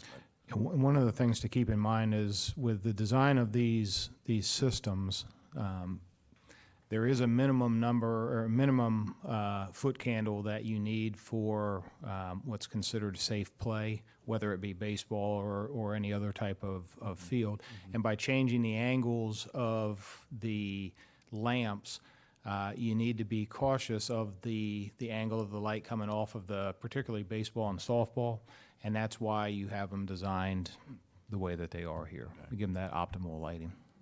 Gotcha. Okay. All right. Thank you. Thank you, Mr. Sains. I will save my comments for inside when we talk inside the motion. There's no reason for me to do both. We have 4 speakers. I'm going to call you. I think we just have 4. Barbara Elmore, Michael Myers, Evan McCarthy, Joyce Harris are our 4 speakers on this item.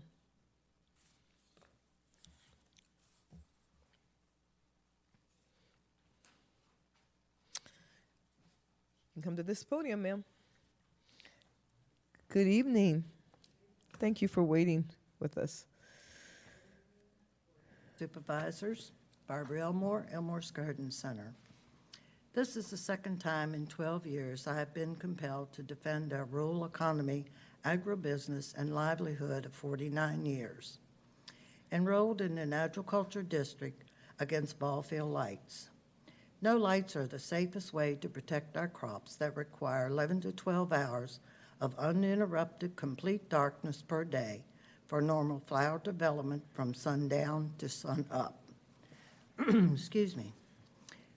The denial of the first application states, shall not be lit, giving us and the community assurances there will be no lights.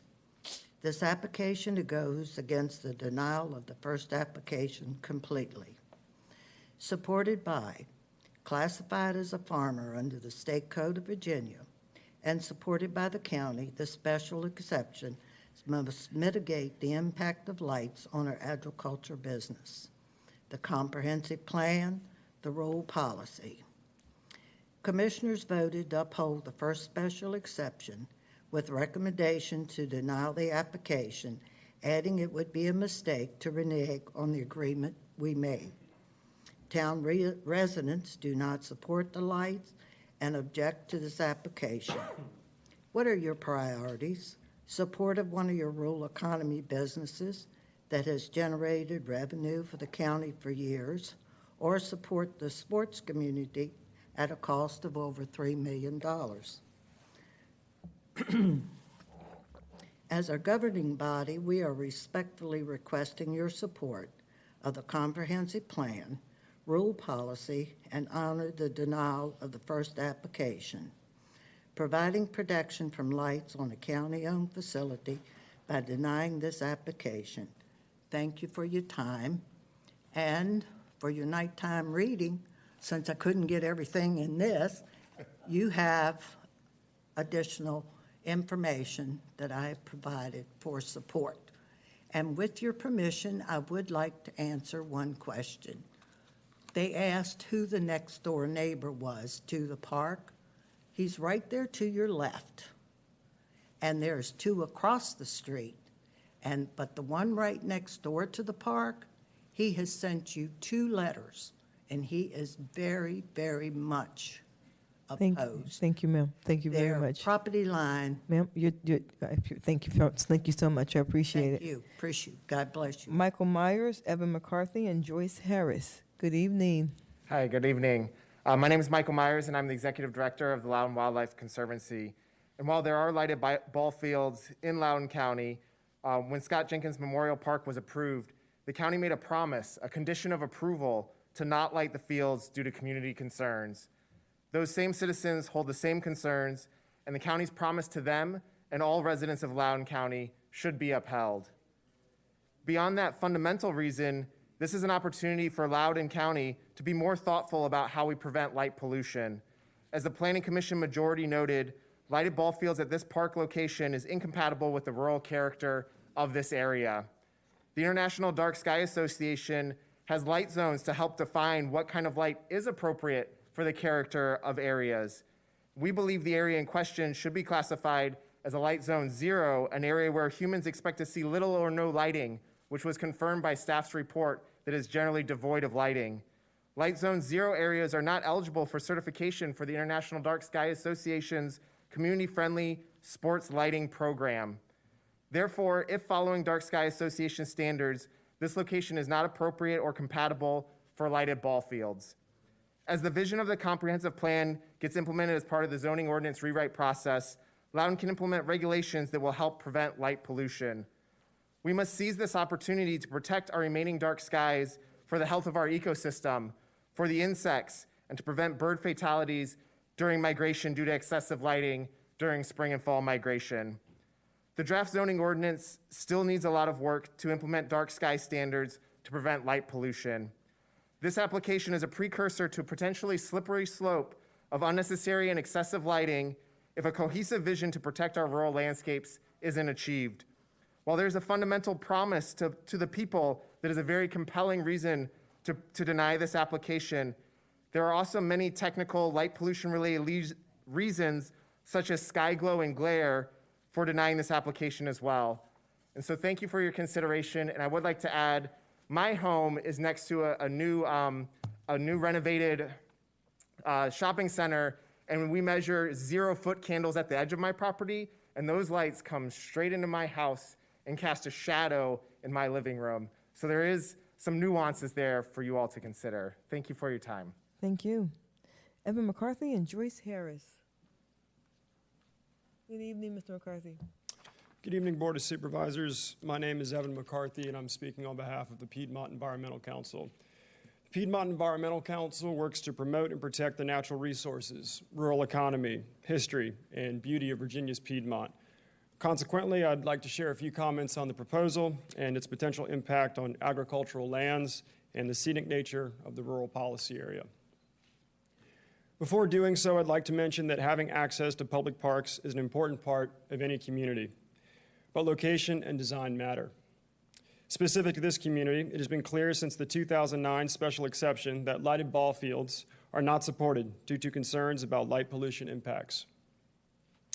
I acknowledge the county's efforts to reduce the brightness of the lights, to shield the fixtures, and to point them downward and inward toward the interior of the park. These are good conditions. However, there will still be light pollution beyond what is typical of a rural area with these measures. I encourage you to please consider the community's position on the proposal. There are approximately 28 comments on Lola, all of which oppose lighted ball fields. The comments include concerns about light pollution and its negative impacts on wildlife and the dark sky. The Planning Commission cited similar concerns with a recommendation of denial, stating, "The proposed special exception for field lighting is incompatible with the rural character of the area, and that the proposal is unable to ensure minimal impact from light pollution on the surrounding properties." As mentioned in Loudon's comprehensive plan, action steps call for preserving the natural beauty of the night sky and minimizing impacts on people, plants, and wildlife. This board, as the applicant, has the opportunity to take action and honor the current agreement to not light the ball fields. This board has the opportunity to further promote its successful rural economy and protect productive agricultural lands. This project costs approximately $3 million. That money could be spent on improving recreational facilities elsewhere that are more compatible with the surrounding landscapes. Thank you for your attention. Thank you, sir. And our last speaker is Joyce Harris. Good evening, ma'am. Good evening.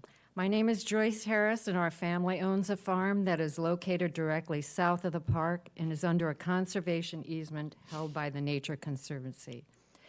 As you know from our letters, we support the park, but we do not support the lights. The fundamental issue here is, are the lights incompatible with the rural environment? They are not compatible.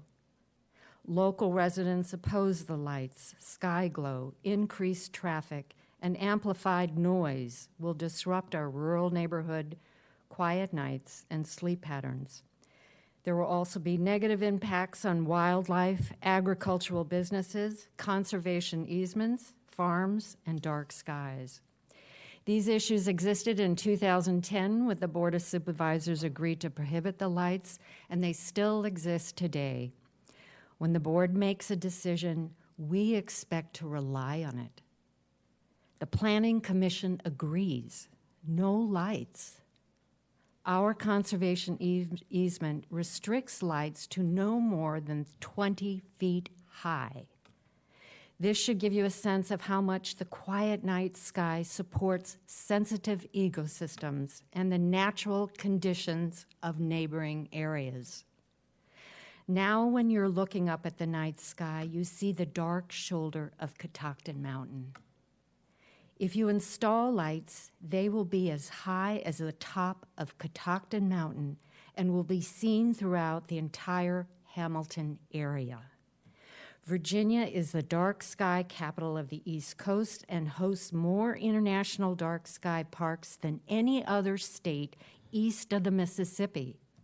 Hamilton is the entrance to clearer dark skies in western Loudon County. South of the park is an extensive corridor of farms and conservation easements that rely on darkness. Look at our map. This landscape attracts thousands of visitors to the county who have contributed almost $2 billion to our local economy. The comprehensive plan and the board encourage farms and conservation easements, but that is not enough to keep them thriving. We need your help in protecting our agricultural businesses, wildlife, farms, ecosystems, conservation easements, and dark skies. Thank you. So I'm going to make a motion. I'm going to make a motion that Mr. Kirshner asked me to make, 'cause this is his district, so I'll speak to stuff in the motion. I move the Board of Supervisors forward special exception 2021-0025 Scott Jinks Memorial Park to the July 19, 2022 Board of Supervisors business meeting for action. Okay, motion is made and second Supervisor Sains. So I made that motion because Mr. Kirshner, in it's his district, asked me to make the motion. Please do not mistake me making the motion to send it to the next meeting to mean I will be supporting this when we get to the meeting. Mr. Turpey, I joke with you all the time that I think you must have some clones running around because you are everywhere all the time. In your department, the Parks and Rec department you all do amazing. And I don't just say that. I just think I think you're wonderful, and I think your department works very, very hard, and I appreciate you so much. I am surprised how much discussion is just about the lights, and quite frankly, I do not think that I've seen these lights before. I know how directional they can be, and I know that you can put the shades on them so so the light pollution may not be there. But there was a promise made. There was a promise made to constituents, and I'm surprised at how much talk is about the lights and how little talk is about traffic and noise, which will come if we do this. Traffic and noise. When people move to western Loudoun County in these areas, they move there hopefully knowing what they want and what they don't want. And the traffic and noise in the neighborhood would be significant late into the evening. I think we do need fields. I do. But I don't think that, if the park had been there and then people moved in, so be it. But when we give our word, even if it's to, 5 households, the board is a perpetual body. So the board that gave its word 2-3 bodies ago, it's a perpetual body. And so we don't go back on our word unless there's a definitive reason to. And I don't think adding hours to a ball field is a definitive reason to. There can be other fields that come online, other things can happen, but I don't think that this is a definitive enough reason to go back on our words to the constituents who live there, to the citizens who live there, as it relates to traffic, as it relates to noise, beyond the lights, beyond the lighting issue. And so I made the motion. I will support to move this to the next meeting. I want Mr. Kirshner to be here when we discuss this motion. It's fair for him to be here. It's his district. Please don't take this as how much I don't understand how hard you all work, Mr. Torpy, in your office, and all of you, because I do. But I just think that our word to constituents, unless there is a compelling reason to go back on that word, we should keep our word. And I don't think this is a compelling enough reason. So, Ms. Glass? Thank you, Madam Chair. I would agree with you 100%. I will support the motion were to go to our next business meeting, but I'm going to have a hard time supporting this. I think, and as the chair said, that we made a promise to the constituents that live there, and if they do not want to have the lights in at the ball field, I'm going to respect their wishes. Thank you. Thank you. Mr. Letourneau? Yeah, well, there's not too many residents that come to us and ask us to put lights at a ball field next to their home. So if that were the standard, we wouldn't have very many lit fields. I think something that was just said is a little troubling to me, which was basically that lights are not compatible in the rural policy area, because that means 2/3 of the landmass of the county, we can't have lit fields. But we have people that do live out there, and that number is increasing. And if we care about providing equal access to our amenities to those people, then that's got to be a concern for us. And I don't know how we do that outside of spending many, many millions of dollars and trying to find land to build more parks, which will have its own set of issues. I take the point about what the special exception was, and I'm struggling a little bit with that issue as well. I'm also comparing it to many, many other zoning decisions and other decisions the board makes over time that change. Our comprehensive plan changed. We rezone properties all the time. We approve special exceptions that allow for a specific use, and then 5 or 6 years later, we will approve a special exception that has a different use. So I'm not sure it's terribly different. What I'm really interested in this case is the issue of the reasons behind the board's decision on the special exception back then. Because we've seen evidence that nobody up here has disputed, and despite the one speaker, nobody has disputed to us, coming to us, that the lights are not going to harm the Poinsettia farm. But that seems to be the driving force behind why the board made that decision in the first place at the time it did. What year was that, Steve?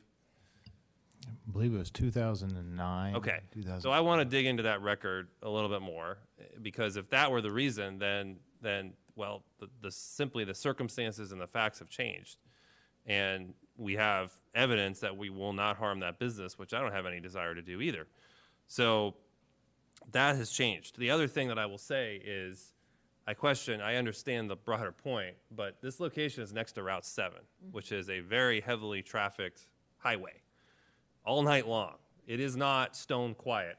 I guarantee you, if you're standing on those fields, you're going to hear cars and trucks and various vehicle noise. So let's not act like this is a spot that's completely remote, you can't hear anything, see anything, and it's just pitch black the whole time. It's not. It's next to a highway. And so, maybe there's some way to move forward with this that isn't involving all of the fields.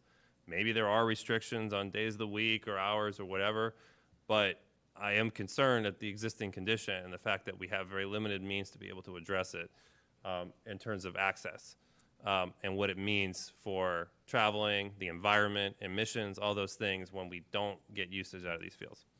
Thank you. Ms. Volpe, I'm sorry.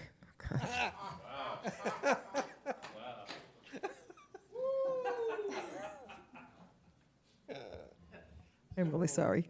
Ms. Brooksman, I'm tired. Thank you, Madam Chair. So, having been a parent that has had to drive my child to Fairfax County to all over creation to get my child to practice, whether it's swim practice, field hockey practice at 10 o'clock at night at a field that was 40 minutes away, I would like to be able to support this, and I do think that we have compelling new information. I do think it's compelling, and I do think that things have changed significantly in the county that require us to expand our capacity of facilities for our residents. And on top of that, I believe that the technology has changed, that we can minimize the impact on the neighbors. Like Mr. Torpy said, at one field, you can't walk to the bathroom without a flashlight once you leave the once you leave the ball field. So, you know, in 10 plus years, technology has changed significantly. That I think that we could do this without harming the character of the area. Lights are going to go out latest at 10 o'clock when they go out. You know, the latest that they're going to be on. And I was initially also concerned about the Poinsettia Farm, but I think that evidence shows that the Poinsettia Farm on the other side of Route 7 is not going to be detrimentally harmed by the lights. So I am likely to support when we get to the July 19th meeting. Thank you. Mr. Buffington. Thank you, Madam Chair. Staff, I really appreciate what you're doing here. And I feel like I keep going against things that Mr. Torpy's bringing forward. And I hate doing that because he's, I don't know why that keeps happening here lately. But, you know, we need more fields. And I just think this is the wrong way to go about it in this particular instance. I know we're building more fields at Fields Farm Park. And I think that's going to help. I, too, fielded some of those complaints about the lights going out at Franklin Park, but that, too, was a promise that we made as part of the approval. And so we go back on this promise. The very next one will be that promise, and we'll extend from 9 to 11 or whatever time it is. My problem is simply that we made a promise to the community with the approval of this specific park that we were not going to put lights, and now here we are trying to put lights on it. And so I just can't support it. If I shake your hand on something 10 years ago, I'm not coming back to you to try and change that. We shook hands on it, it's over with. And so the community, who recently, by the way, had to deal with the Gable Farm landfill issue right across the street from here, and who always has to deal with the Route 7 issue, which to them is an issue, and a benefit because they use Route 7, obviously, but they're always dealing with Route 7. They recently dealt with the illegal dumping issue on Gable Farms. Now here we are as the county coming back trying to, you know, do something we see as positive, but to them it's an issue. And to me, they're on the right side of the issue because we made a promise previously that we weren't going to light these fields, and now here we are. So I can't support it. I don't care if we reduce it, cut it by 50%, only put one light pole up. I'm not going to support any lights here because we made a promise, and that's the sole reason why I'm not going to support it. If it wasn't for that promise, I probably would support it. Thank you. Mr. Turner? Thank you, Madam Chair. I echo Supervisor Buffington's comments exactly. If we were starting from scratch and we needed to put a lighted field in the location, I'd support it. This all boils down to we made a contract with the community, and I think it's really, really important for the elected body to adhere to that contract. Steve, you know how much I value your work and your contributions and how good your team is. And like I said, if the circumstances, the special exception is a make or break for me. Without that, I'd absolutely support this. I know we'd, for all the reasons that we've already enunciated here, it's just the special exception to me is a contract with a community, and I just can't, in good conscience, violate that contract. Thank you. So, you know, I've said before that, you know, when conditions change, we have to change, and I mean that. But I don't think conditions have changed so much here that we need to do something different.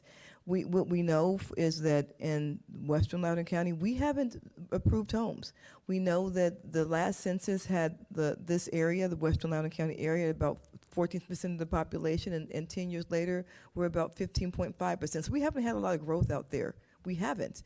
And so if we had some major growth in that area where we know we have a lot more kids who need then that'd be different. But we haven't had a lot of growth out there. I think we make a change when conditions call for the change to be made. There's no evidence the conditions have called for the change to be made. Yes, we have more kids in the county. We have more people in the county in the past 10 years. But people move where they want to live.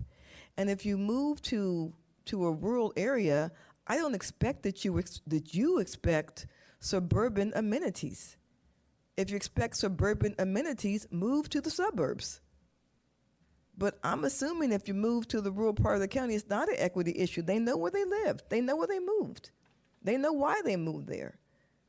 I'm not getting people emailing me saying I need ball field for my kids because we moved out here. We're not getting those emails. No, we're not. We're getting people from the eastern part, but we're not getting people who live here to say that. No, we're not. We're absolutely not. And if you got those emails from people who live here, send them to me, because I can tell you can't, because I've looked over the emails. So there are sometimes reasons to change something. There are. But they have to be, for us to break a promise with constituents, you got to give me a compelling reason. I'm not saying I would never do it, because there may be times when you just have to. But this is not that time. And you still have to, you're not going to turn off Route 7 and go into the property. You go through neighborhoods to get to the parks. So if you see these houses, maybe, I'm not saying it's dead quiet all the time, we're talking 11 o'clock at night. There will be more noise. There will be more traffic to the homes that are there. Even if they're near Route 7, people are not driving through there. And people would have to drive through there to get to this property. So you got to give me a for real, as my father would say, show enough reason to break a promise to constituents. And this is not it. This is not it for me. I'm all about being malleable and changing because conditions change, but this is not a conditions that's change for me. So I'm going to vote to send this on because, again, it's in Mr. Kirshner's district. He asked me to vote to send it on, so I will vote to send it on. But I don't see myself supporting this when it comes to the board. Okay. I made the motion. I think Mr. Sains seconded the motion, right? All in favor, please say aye. Any opposed? No. All right, that motion will pass 6-2-1, with Mr. Kirshner being off the dais and Mr. Sains and Mr. Turner, voting against the motion. No, was it you to vote? I'm sorry, Mr. Buffington, Mr. Turner voting against the motion. Okay, Mr. Buffington, Mr. Turner voting against the motion, and Mr. Kirshner being off the dais. Thank you, and thank you for all you do. Thank you for all you do. All right, last item of the evening, which is probably good because I need to get off this dais clearly. Mr. Do you want the presentation? Yes. Okay. Oh, okay. What the presentation? It says 37 slides, and it's 9 slides. Good evening.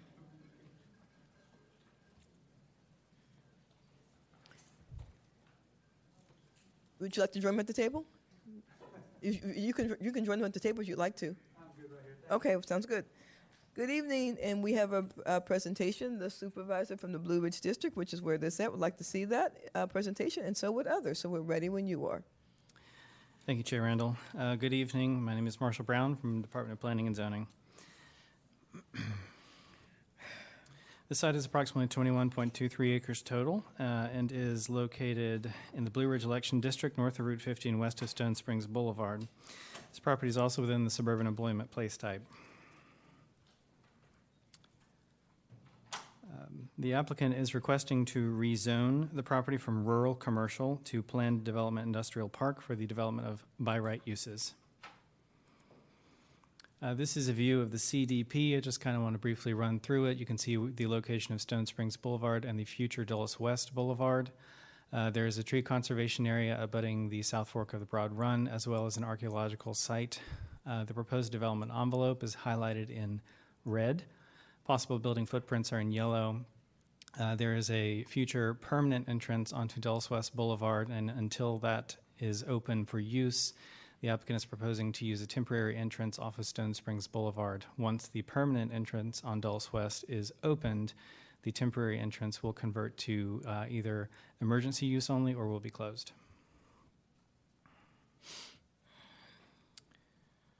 The applicant, again, is proposing to rezone the property for all by right uses in the PDIP district at a FAR .6. The applicant has proffered out additional uses in the PDIP district, including utility substation distribution, as well as motor vehicle service and repair, light and motor vehicle or ATV sales, rental, repair, and associated service.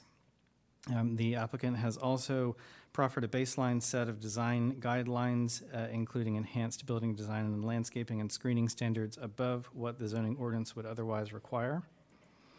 The proffers do allow for phased development based on the construction of Dulles West Boulevard. Essentially, once the entrance on Dulles West Boulevard is open, the applicant would be able to construct without any kind of square footage restrictions. The proffers do proffer a archaeological site preservation easement, a recreation trail easement along the South Fork of the Broad Run, which is consistent with the Linear Parks and Trails Plan. And there are a number of transportation-related proffers included as well, including signal study at Dulles West Boulevard and Stone Springs Boulevard, entrance improvements at both entrances, and a sidewalk on Stone Springs Boulevard along the property frontage. Staff has identified outstanding issues with the applications. The site abuts the Legacy Village core of Arcola, an area identified in the 2019 general plan with policies intended to guide development of compatible land uses at a similar scale, density, and pattern. These recommendations are also consistent with the design policies of the suburban employment place type. While the applicant has included a number of design elements beyond what is required in the zoning ordinance to satisfy 2019 GP policies, staff is recommending a number of additional options for consideration, including locating incompatible uses to the far side of the property away from the Legacy Village core of Arcola. Consider lowering building height or stepping building height down towards the edge of the property, ensuring that buildings are the predominant feature when viewed from roadways, to identify employee open space on the CDP and locate parking to the side and rear of buildings, as well as consider proffering enhanced landscaping along the northeastern property line as discussed in greater detail. Many of these items are discussed in greater detail on pages 11 and 12 of the staff report. The other outstanding issue concerns the habitat study proffer. The language in the applicant's proffer does not follow the county's adopted proffer template language. For reference, the draft template language is attachment 4 to the staff report. The county's proffer template enables the county to consult with state and federal review agencies and have a reasonable opportunity to provide input on mitigation strategies at the site planning process, should the need for mitigation arise. The preferred template language is intended to support county implementation of the county's natural resource policies, and the proffer does not overlap any state or federal review of identified threatened or endangered species. The applicant's draft habitat proffer is substantially similar to that which was approved with the JK Technology Park No. 2 application. I want to note for the board that staff did not support that language either and continue to carry that as an outstanding issue through the public meeting process. The applicant's draft habitat study proffer does not allow the county a reasonable opportunity to implement natural resources policies relevant to land development near potential habitat areas for threatened or endangered species. With that being said, the Planning Commission did forward this 432 to the Board of Supervisors with a recommendation of approval. Staff cannot support board approval of the application until outstanding issues regarding design and natural resources commitments have been resolved. Okay, thank you very much. Appreciate it. Questions for staff? Mr. Buffington, this is your district. I will go to you first, sir. Thank you, Madam Chair. Can you go back to, I think it's the last slide or two, that last graphic that was there with the Legacy Village core of Arcola? Okay, thank you. So my question right now regards the enhanced design commitments that staff is calling out in the report as an issue because this is immediately abutting this Legacy Village core. And so a previous application that was not identified in the staff report was right here, which also immediately abutted here and here. And that was called Arcola Grove Commercial. And when I look back at that, we, the board, approved that. Staff supported it. We approved it on consent unanimously, with all but Caleb Kirshner being here. And that was in 2021. And so I'm trying to figure out why that application, which was pretty much identical in almost every way to JK3, was approved on consent when and it had staff support, and this one's having so much trouble. The only differences that I could see in the two applications, because both went from RC to PDIP, are that that one that was approved on consent was a little bit closer to Stone Springs Boulevard than JK3 as far as the building envelope. That one, which we approved on consent, had a minor special exception for reduced setbacks, which this one does not have. And Arcola Grove, again, being supported by staff and unanimously approved by the board on consent. So I've asked staff to identify those differences, what was included in Arcola Grove commercial application that was over and above as far as design enhancements, that was over and above, or that were over and above what's being offered currently in JK3. Staff tells me they're going to be able to get me that list, but not before tonight. And so we should have time, if we send this to the July 19th business meeting, which is the packet motion, to get that so all board members have an opportunity to see that. When I asked the staff, or when I asked the applicant the same question, they said they believe they provided, it's not the applicant, because that Arcola Grove commercial was a different applicant, but when I asked the land use attorneys, they said that they believe that JK3 offers more design enhancements than Arcola Grove Commercial did. The only difference is that Arcola Grove Commercial provided 2 electric vehicle charging stations, some more gathering space for customers and employees, and some green building features, which are not actually design enhancements. But the applicant is willing to discuss these things. I'm out of time. Thank you. Thank you very much. Ms. Glass. Thank you, Madam Chair. Staff, what category of the airport import overlay district will this parcel be in if the board approves the new LDN lines? Under the new LDN, it'll be the 65 to 60 band, between 65 and 60 LDN. Okay, thank you. That's it. That's you done? Okay. Mr. Letourneau. Yeah, well, first of all, in Arcola Grove, there was actually quite a bit of discussion at the public hearing, and then a significant negotiation between mostly myself and the developer about setbacks, building height restrictions, and frontage. Do you have that recollection as well? I do, yes. Yeah, so there were changes to the application that were made as a result of that, but it also has its frontage on Arcola Boulevard, correct? Not on Stone Springs Boulevard. That's correct. So in the section, it has its frontage on Arcola Boulevard, did not have residential potentially directly adjacent to it, right? That's correct. So in this map, what it's showing, the site for JK3, Glasscock Field at Stone Ridge is an application for residential housing. I believe there's or a pre-app. A pre-app I for think it. it's been filed at this point. It has been filed, yes, from Van Meter. And then the Arcola Commercial Center site there, that is the subject of the board's discussion about the old Arcola Elementary School, and then the residential development that's across the street is there, correct? That's correct. So the main concern here about the compatibility with the village of Arcola is the village is sort of existing up Stone Springs Boulevard, which this property touches, and then it has, well, I'm almost done at this point. And it's got the potential for residential on this side at the Glasscock Field at Stone Ridge. But I will look forward to the discussion about that other development as well. Okay. Ms. Brixman? Thank you, Madam Chair. Staff, what could go here by right?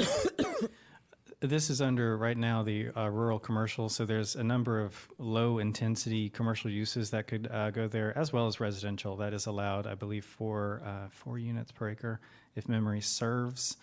But rural commercial is predominantly low-intensity commercial uses.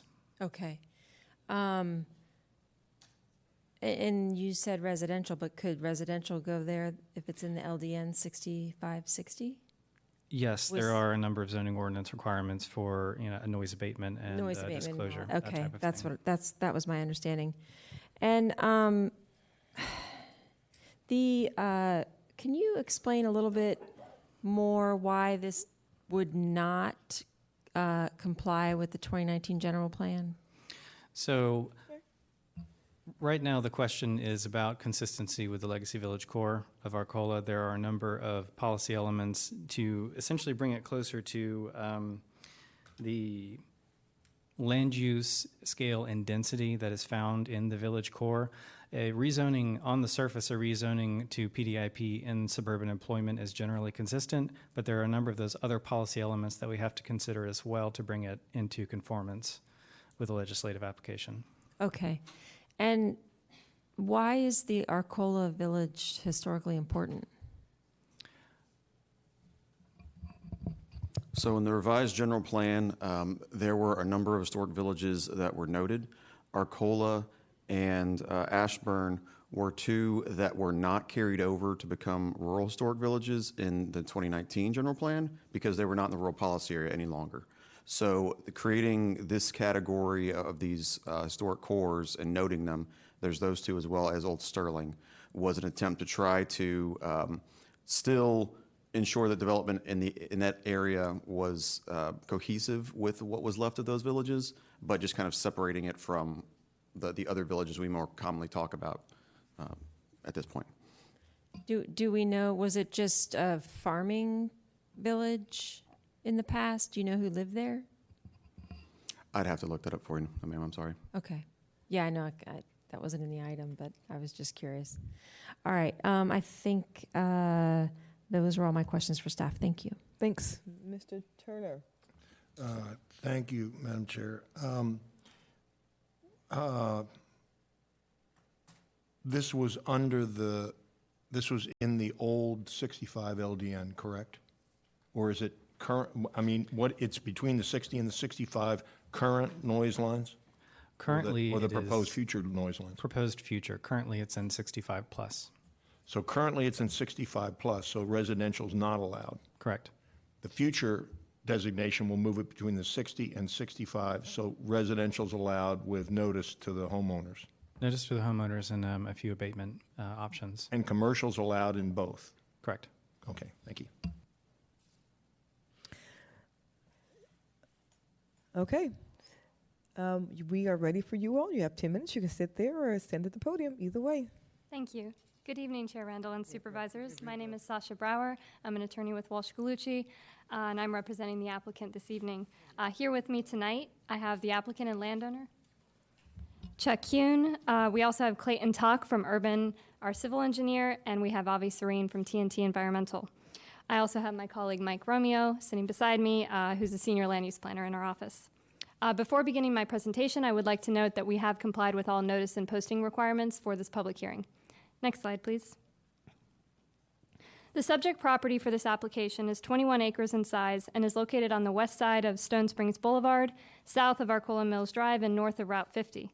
The south fork of the Broad Run forms the western boundary of the property. The site is currently zoned to the Rural Commercial RC zoning district, and this application is proposing to rezone it to the Planned Development Industrial Park PDIP zoning district to allow for by right industrial uses. The map on this slide shows that the site is a smaller portion of a larger industrial planned area of the county, which is designated as the suburban employment place type. This place type calls for 100% non-residential uses. Rezoning the site to the PDIP district would fulfill the goals of the suburban employment place type. I would also just like to emphasize that this site is not adjacent to any existing residential. The nearest residential units are located over 1,200 feet away and are buffered by other parcels that are located in between. Next slide, please. The site is currently located in the LDN 65 noise contour. The rezoning to the PDIP district would permit the site to develop with compatible industrial uses. MWA did state in their referral on this application that airport noise is anticipated to increase in this area of the county. I would also note that if the new noise contours are adopted by the board later this year, the site would be located, as Marshall said, in the LDN 60 to 65 noise contour, with airport noise still projected to increase as confirmed by MWA in their referral. Next slide, please. As shown on this map, there are several nearby sites in various phases of development for data centers, as well as other PDIP and PDGI zoned land that is currently for sale along the growing industrial corridor from the intersection of North Star Boulevard and Dulles West Boulevard to the west, which extends all the way along the Arcola Center Google Data Center development to the east. The subject site is identified in green in the middle of the image here, and as you can see, it fills in a missing portion of the Dulles West Boulevard and North Star Boulevard industrial corridors here. We think this image also tells a story about the evolving character of this area of the county, which is becoming increasingly industrial, as the county planned for in the 2019 general plan. The intent of this rezoning is to permit this site to be a natural extension of the surrounding industrial zoned land. Next slide, please. This slide shows our concept plan. The image shows the future building location in pink here. I would note that the applicant provided this level of detail to address comments from staff to provide additional site design for the evaluation of the application. We're also providing a landscaped buffer along the northeastern boundary of the site. I would note, and this aerial provides a good view of this, the immediately adjacent properties here are industrial and contractor service businesses, and our proposal is compatible with those uses. From a compatibility standpoint, as I mentioned, they're surrounded along Stone Springs Boulevard, these contractor service businesses. I would also like to state that the applicant has actually approached these businesses about possibly selling these properties, and none of them expressed any interest in selling, even for above market prices, which in our assessment would indicate that the nature of this area is likely to remain industrial. Some of these adjacent business owners have also posted their support of our application on Lola. We're also providing over 40% open space on the property and over 4 acres, 4.65 acres of tree conservation area, as highlighted in green here. Temporary access to the site will be, as Marshall mentioned, off of Stone Springs Boulevard, which is highlighted in blue at the bottom of this image. The temporary entrance will be closed once our ultimate connection to Dulles West Boulevard is open, and that future connection is also highlighted in blue on the left portion of the slide. Development of the site will be limited to uses that do not exceed trip generation from 100,000 square feet of office uses until that ultimate connection to Dulles West is open. I also want to point out that the nearest point from our buildable area, that pink area on the image, to the Stone Springs Boulevard right-of-way is approximately 392 feet away from the Stone Springs Boulevard right-of-way. Additionally, the topography from the right-of-way slopes down, which will help to reduce the visual impact of the project. Next slide, please. This slide lists some positive features of our application, some of which I've already mentioned. We're providing over 40% open space, 4.65 acres of tree conservation area will be preserved on the site.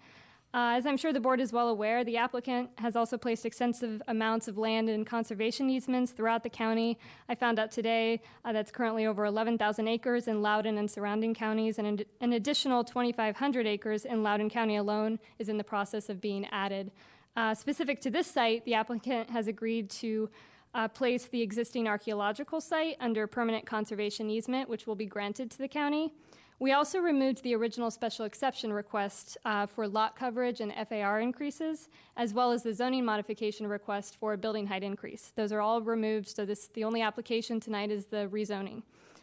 We have also proffered out the by right utility substation distribution use, which I know Supervisor Turner had previously requested, and the motor vehicle service and repair light and motorcycle or ATV sales, rental, and repair. Additionally, we have proffered to screen any outdoor storage and mechanical equipment that's located on the site, and we're providing landscapes and foundation plantings along the building facade. In discussion with the Parks Department, we've agreed to provide a 50-foot wide public access easement for a future recreation trail along the South Fork of the Broad Run. As for building design, we've proffered to provide architectural detail and differentiation on principal building facades, and we actually enhanced this proffer based on our conversations at the Planning Commission. And lastly, we're dedicating land along our Stone Springs Boulevard frontage for the future Dulles West Boulevard and Stone Springs Boulevard signalized intersection. Next slide, please. In regards to the habitat study, I would just note that the proffer language is identical to the language that was approved of as a part of the JK Tech Park 2 application, which was approved by the board earlier this year. The Planning Commission and the county's attorney's office have also approved this language twice. The applicant worked with the county staff and the Planning Commission in drafting this language to ensure that a habitat study will be provided and then that there would be coordination between the county and state agencies. We believe the proffer as currently drafted meets the goals of the plan for the protection of natural resources in the county. Next slide, please. As mentioned and discussed earlier, the site is surrounded by industrial and contractor service businesses and is not adjacent to any residential uses. Just want to quickly highlight, and it was discussed a bit earlier by Supervisor Buffington, the similar application, the Arcola Grove Commercial PDIP rezoning, was approved last September by the board. It's shown outlined in green on this map, and it's located across Stone Springs Boulevard from the JK3 site and is also within the suburban employment place type. County staff did recommend approval of that application after some negotiation with county staff and the Planning Commission and board. For this JK3 application, we made changes to address compatibility concerns that staff had that was very similar to what the applicant did for the Arcola Grove application, which ultimately did lead to staff recommending approval of that application. We do believe that these applications are substantially similar and don't fully understand why staff has continued to identify the compatibility issues because we believe we have proffered to substantial building and site design proffers at this stage in the application. But that being said, I do want to state that we are happy to discuss additional proffers that would bring the application further in line with the Arcola Grove commercial application. Next slide, please. In closing, this rezoning conforms to the policies of the 2019 general plan. We did receive a Planning Commission recommendation of approval, but with that, the applicant tonight is open to additional dialogue about potential improvements to the application, and we're happy to answer any questions. Thank you. Thank you so much. Really appreciate it. I will, of course, go to Mr. Buffington first. Thank you, Madam Chair. Can you go back to your last slide with that diagram on it? Yeah, I appreciate this one for my colleagues because I was trying to outline what you have outlined here in green, which is the Arcola Grove commercial application, which I too am at a loss for why we're treating this application any different than that application was treated. And so that's why I asked staff the question that I asked them. As soon as I get that information, I'll make sure everybody has it, and I'll work with the applicant to make sure if there's anything more that this one provided that this one isn't currently provided. I think the applicant would I know that the applicant's willing to discuss that. So I know Supervisor Letourneau said that this one, JK3 fronts Stone Springs Boulevard, but that entrance off of Stone Springs Boulevard is temporary and will go away as soon as Dulles West Boulevard is built. And so Arcola Grove Commercial is off Dulles West Boulevard and Arcola Boulevard, and this also, the main entrance will be off Dulles West Boulevard. I know that a lot of my colleagues are supportive of the Capretti application north of this. I talked to Mr. Capretti today. He said he doesn't believe that JK3 will have any negative impact on his application. And my personal thoughts on it is if we're going to approve high-density residential in this area off of Stone Springs Boulevard, which has no plan in the CIP for being improved, we definitely don't want to approve any sort of residential over here, and I think data is perfect for that. You saw the developer. Can you go back to the other map that you showed that had all the existing or soon-to-be built data? This map here doesn't even include. So here's JK right up the road from here. This doesn't even include the recent one in Brambleton that we just approved. So you want to update this for that. I mean, this thing is literally surrounded by either existing or approved and soon-to-be built data. And what Supervisor Letourneau was referring to as Glasscock Field Residential is actually zoned PDOP and can go by right data today. And so just because somebody submitted an application, which the staff report says no application has been received, can staff comment on that? Is there now a residential application for this Glasscock Field? I would have to check. Parcel, and okay. I can confirm that. As per the staff report, there has not been one accepted by county staff yet. All we've had is the PRAP, which is nothing official. But regardless, it's PDOP until it's something else. So that is per the comp plan would be consistent and very compatible with what they're requesting here. And like I said, our Cola Grove commercial was pretty much exactly the same as what JK3 is. And so I don't know why we would treat it any differently. Thank you. Thank you, Mr. Buffington. Ms. Umstadt. Thank you, Madam Chair. So I share a lot of the thoughts that Supervisor Buffington just expressed. I do note that the applicant has proffered building design standards. What I don't know is why staff has outstanding issues on the design given that proffer. So staff, can you say, is it not adequate? What exactly are you looking for? So there are essentially two answers to that. One is we do believe more work is needed to add greater detail to those design guidelines. The second is that this application got a conditional approval at Planning Commission, and the commission stated that they wanted to see relatively specific details in the design guidelines, which we do not have. All right. Is either the applicant, let me ask the applicant, are you familiar with Vice Chair Sain's collection of data center designs that are innovative and look like office building? Have you seen those designs? Yes, we have, Supervisor Umstead. Staff, if they were willing to incorporate designs like that, would that satisfy you? I'd have to take a look at his collection, but I'm absolutely happy to work on that. All right. Absolutely. I mean, I agree with Supervisor Buffington. We seem to be setting a higher bar for this applicant than we did for the previous application. But if the applicant is willing to look at design enhancement, Supervisor Sain's collected a really nice set of photos, and I think it'd be worth looking at. Thank you. Thank you. Mr. Turner. Thank you, Madam Chair. For the applicant's team, thank you for the presentation. That was great. I'm a little perplexed. The objections that staff has don't seem to me to be insurmountable. So I'm a little.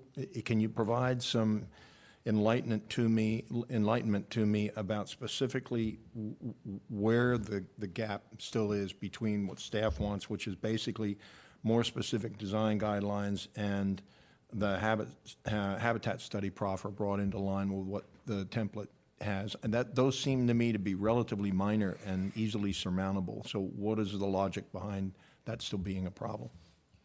So just to take the habitat study for an example, we did work on the language with the Planning Commission during the JK2 process, and we had some concerns with the template language, particularly the state agencies are the ones tasked with regulating this wood turtle species, and so we just had concerns that the state agency should be the one to regulate it, but we would include the county as a part of the process.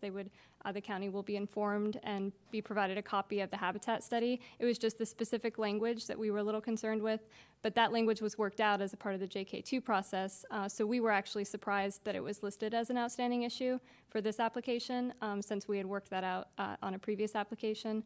But it's a regulatory concern. We believe that the state agency should be the one to regulate it, and so we just have concerns if there were conflicting requirements between the county and the state agency that would limit development on the property.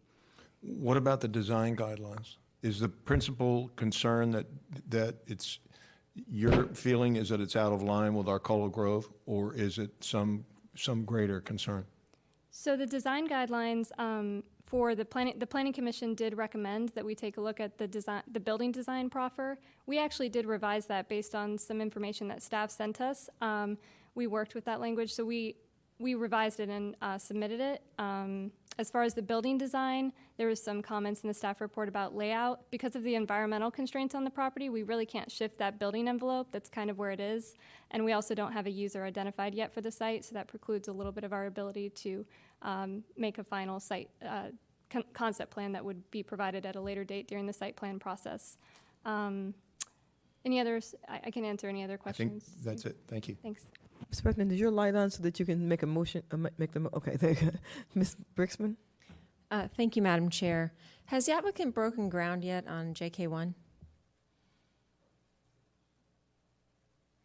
Does the applicant know where the power is coming from for JK1 and 2? Yes, there's 2 approved. You can come to the table. I told you to come to the table a long time ago. There's 2 substations being constructed off of North Star Boulevard. One's going to support the Microsoft site just behind the Amazon site, and it'll also give us power to where Yonder is doing development on JK Tech 1. And just north of that on Stone Springs Boulevard, there's another substation in the approval process now. Okay. And what about the power lines? Are they going to go underground? Some will be underground. Madam some Chair, Yes. I don't know if his answers are being recorded. Why wouldn't they? Are you on a They mic? are. Yeah, his mic He's is on the mic. I'm sorry, I can't see it because Good. He's on, They're he's on on. the mic. Thank you. Yeah, he's on the mic. Some of the lines will be above ground, some will be underground. Can you make them all underground if it gets approved? To this particular site here, there will be no additional substation constructed to power this site. This site is a single building. We're estimating approximately 18.5 megawatts. So I can proffer that we will not have a new substation constructed to support it. We are waiting for feedback from both Dominion and Novak on the power line routing. What we've been assured by both groups is they will not run above ground power lines north on Stone Springs Boulevard in front of the residential development that exists today or the proposed Capretti site. Okay. I think that's all I have. Thank you. Thank you. We have one speaker on this issue, on this item. Michael Weeby, is that the last name, I think? If you can come to the podium, sir.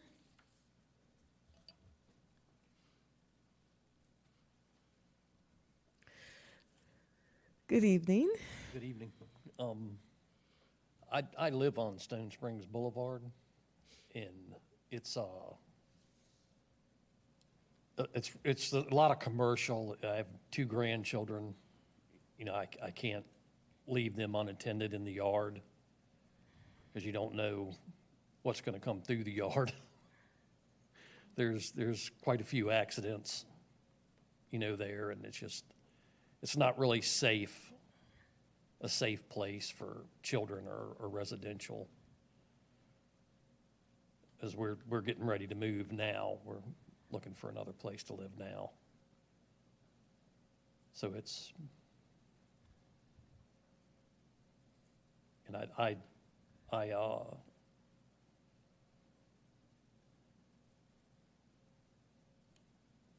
sorry, I can't. Yeah, it's a little nervous to speak sometime. We understand. There's I'm glad that they're going to put a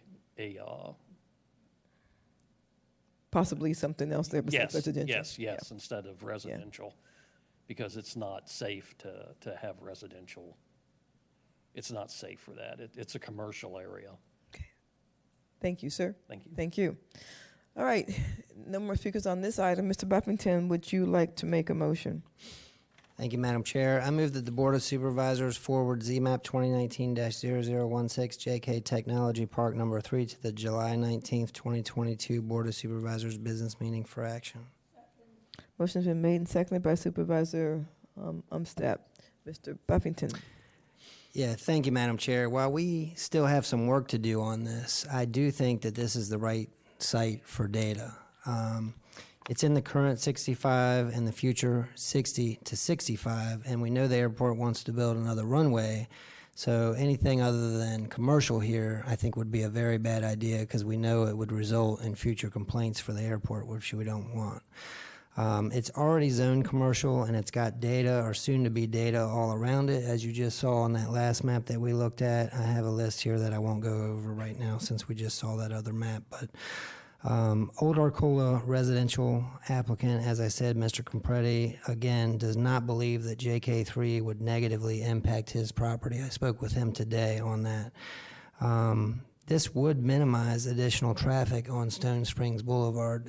It's funny because today I went over to pick my son up from Brambleton Middle School, and just since we were having this application tonight, I drove down Stone Springs Boulevard, and as soon as I got around the corner heading southbound from the JK3 parcel, there was an accident, and a cop had just pulled up, and all northbound traffic was stopped. I was able to make a U-turn and slowly drive, which is unusual for here because of all the traffic. If I had driven this slow northbound on Stone Springs Boulevard, normally I'd have people passing me on the other side or laying on the horn behind me. But as you look, and if you look on this map up here, I'll use my pointer, but all of this stuff throughout here that's adjacent to JK3, that's also immediately adjacent to Stone Springs Boulevard, is commercial. None of this is residential. There's what looks like old houses there, but they're surrounded by a bunch of cars who are parked there. These are employment places. And behind it is either landscaping materials that are stored up, sod that's stored up, or in most cases, just a bunch of trucks everywhere that are parked there, because these are industrial and commercial properties that aren't going to sell even if someone tries to buy them for much more than they're worth, because what they're going to say and what they say is they're running a business and they have nowhere else to go. And so that stuff is not going to change. And what I'm saying is this application is going to look much better than any of that, which is actually inside the village core of Arcola, this is the first time I've ever heard that, which is on this application. And we've had applications in this area before, so I was surprised to learn that there's some sort of higher standard here. But this application will provide a much higher standard than what exists and what is going to be there for a long time to come. And again, Mr. Capretti does not think this will negatively impact him. And my thought are, if we are, and it seems like the board here is leaning towards supporting the additional residential up there in Mr. Capretti's application, if we are going to approve that, we definitely need to not go residential anywhere else along this corridor, including Glasscock Field, if there is a residential application there. Thank you. Thank you. Mr. Letourneau. Thank you. So, I mean, this site's 5 minutes from my house, so I drive past it every day. The vast majority of traffic on Stone Springs Boulevard is cut-through traffic, as we've already established, as our transportation analysts have established. And so when we open North Star Boulevard and we complete Arcola Boulevard, most of that traffic goes away because we've now created nice 4-lane median divided roads that eliminate the need to take Stone Springs Boulevard. So that's factor number one. Factor number two, which we went through in the last application, is that this area, when the board did the 2019 comprehensive plan, was in the 65 plus. There was no discussion about anything other than commercial here because there were no other options per our own ordinance. And new information became available within the last year, and that's now different. And so that has changed the conversation. And I've said before about what we think this corridor should be, in light of the fact that there is now going to be infrastructure around it, and in light of the fact that it's no longer in the 65 plus.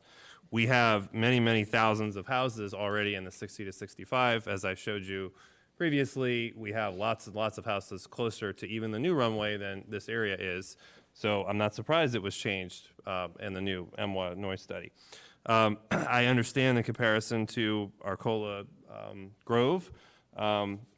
That was a dicey application. That was a sort of a 50-50 for me. Ultimately, though, it's across the street from Google's campus.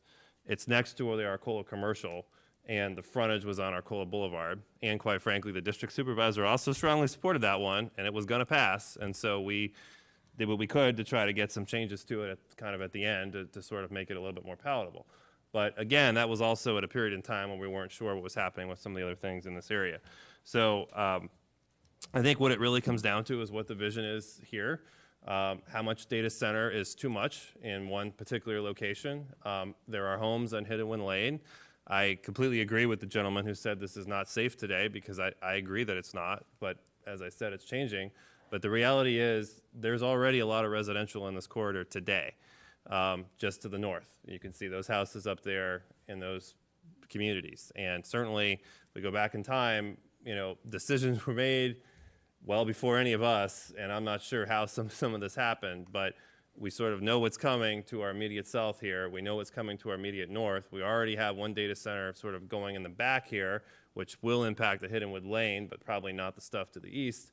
And then it's just a question of how much is too much. And so that's where I'm leaning. I will vote to move it forward because we should never take action in denial, I believe, at a public hearing. We should forward it to a business meeting. But ultimately, I've been pretty consistent about the fact that I'm not supportive of this one. Ms. Brixman? Thank you, Madam Chair. So I don't know why we keep having this discussion about residential versus data center.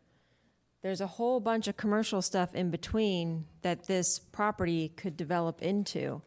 And it could be light manufacturing, flex industrial, light industrial. It could be the delivery thing that you were threatening to do over in Sterling. It could be all kinds of things without being data center. It could be all kinds of things that would help us diversify our economy. It doesn't absolutely have to be data centers or houses. Might it turn out to be houses if we deny this application? Maybe. But actually, I'm okay with this being an industrial area. But I would rather see different type of industrial stuff there. I'd much rather see stuff that helps us diversify our economy. And I am absolutely perplexed why we had the PEC and the Loudon Wildlife Conservancy out here talking about some ball field lights that might cause 2 candles of light on Route 7 or crossing Route 7, or 2 candles worth of light on someone's private property, and their hair's on fire about environmental issues over ball field lights, and they're not out here talking about the environmental issues of all the data centers that we're putting down here in Loudoun County. I've said it time and again. The data centers and the energy that they consume are about to sink our 2030 energy goals for the entire region. The number of power stations and power grid and power lines that we're going to have in Loudoun County is terrifying to me. So I'm just really curious why the environmental folks aren't out here saying that we need to protect this land, we need to protect, the energy consumption and reduce the energy consumption in the county. It's just fascinating to me why they aren't here. We need to diversify our economy. We need to think about the environment and the energy use of the data centers. Thank you. I obviously won't be supporting the application. Thank you, Ms. Brixman. Ms. Umstattd. Thank you, Madam Chair. When I look at low impact development, data centers are fairly low impact. They don't overburden our schools. They don't overburden our roads. They provide some jobs within the data centers themselves, but they provide a lot more jobs among the supporting commercial enterprises. They provide union jobs, about 40,000 union jobs in the county in the construction field. So there's a huge economic benefit to the county, even on top of the business personal property taxes and real estate taxes that they pay. I don't think this is cramming too many data centers into an area. I think I agree with Supervisor Buffington. This is a good area for data centers. They want to be there. They generate far less traffic, far less truck traffic than almost any other commercial use would generate, and far less vehicle traffic than any residential would. So I am almost certainly going to support this when it comes to the board because the economic benefits are so good for our workers and our small businesses that support the data centers.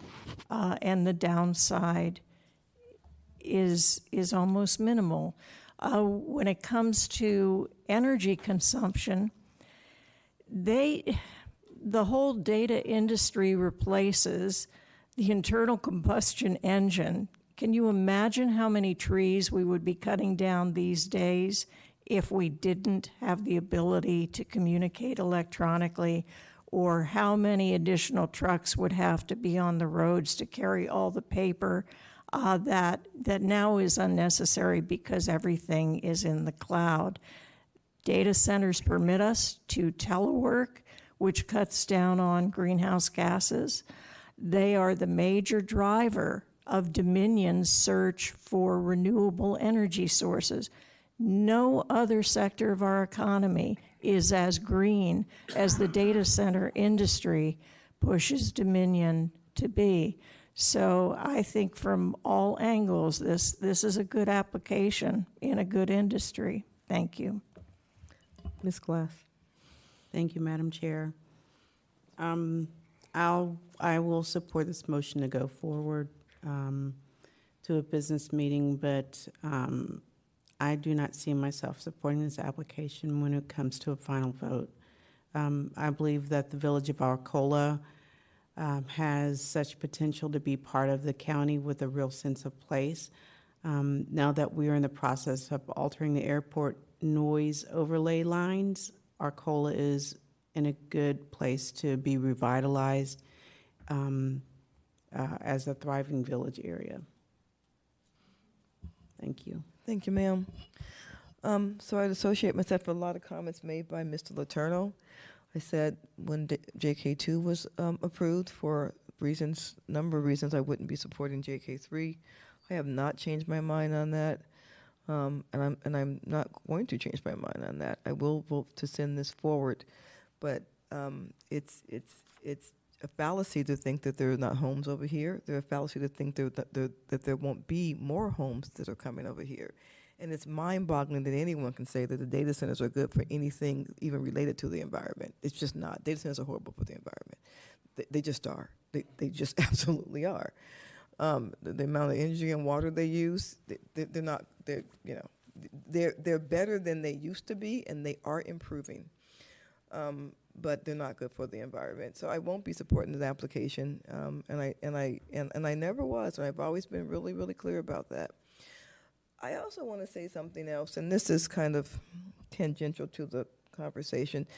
There always seems to be a discussion about, do we like somebody, do we not like somebody? So let me just say this directly to Chuck Kuhn as he's sitting here looking at me. Mr. Kuhn, I, 1, do like you, 2, I respect you, and 3, I appreciate you.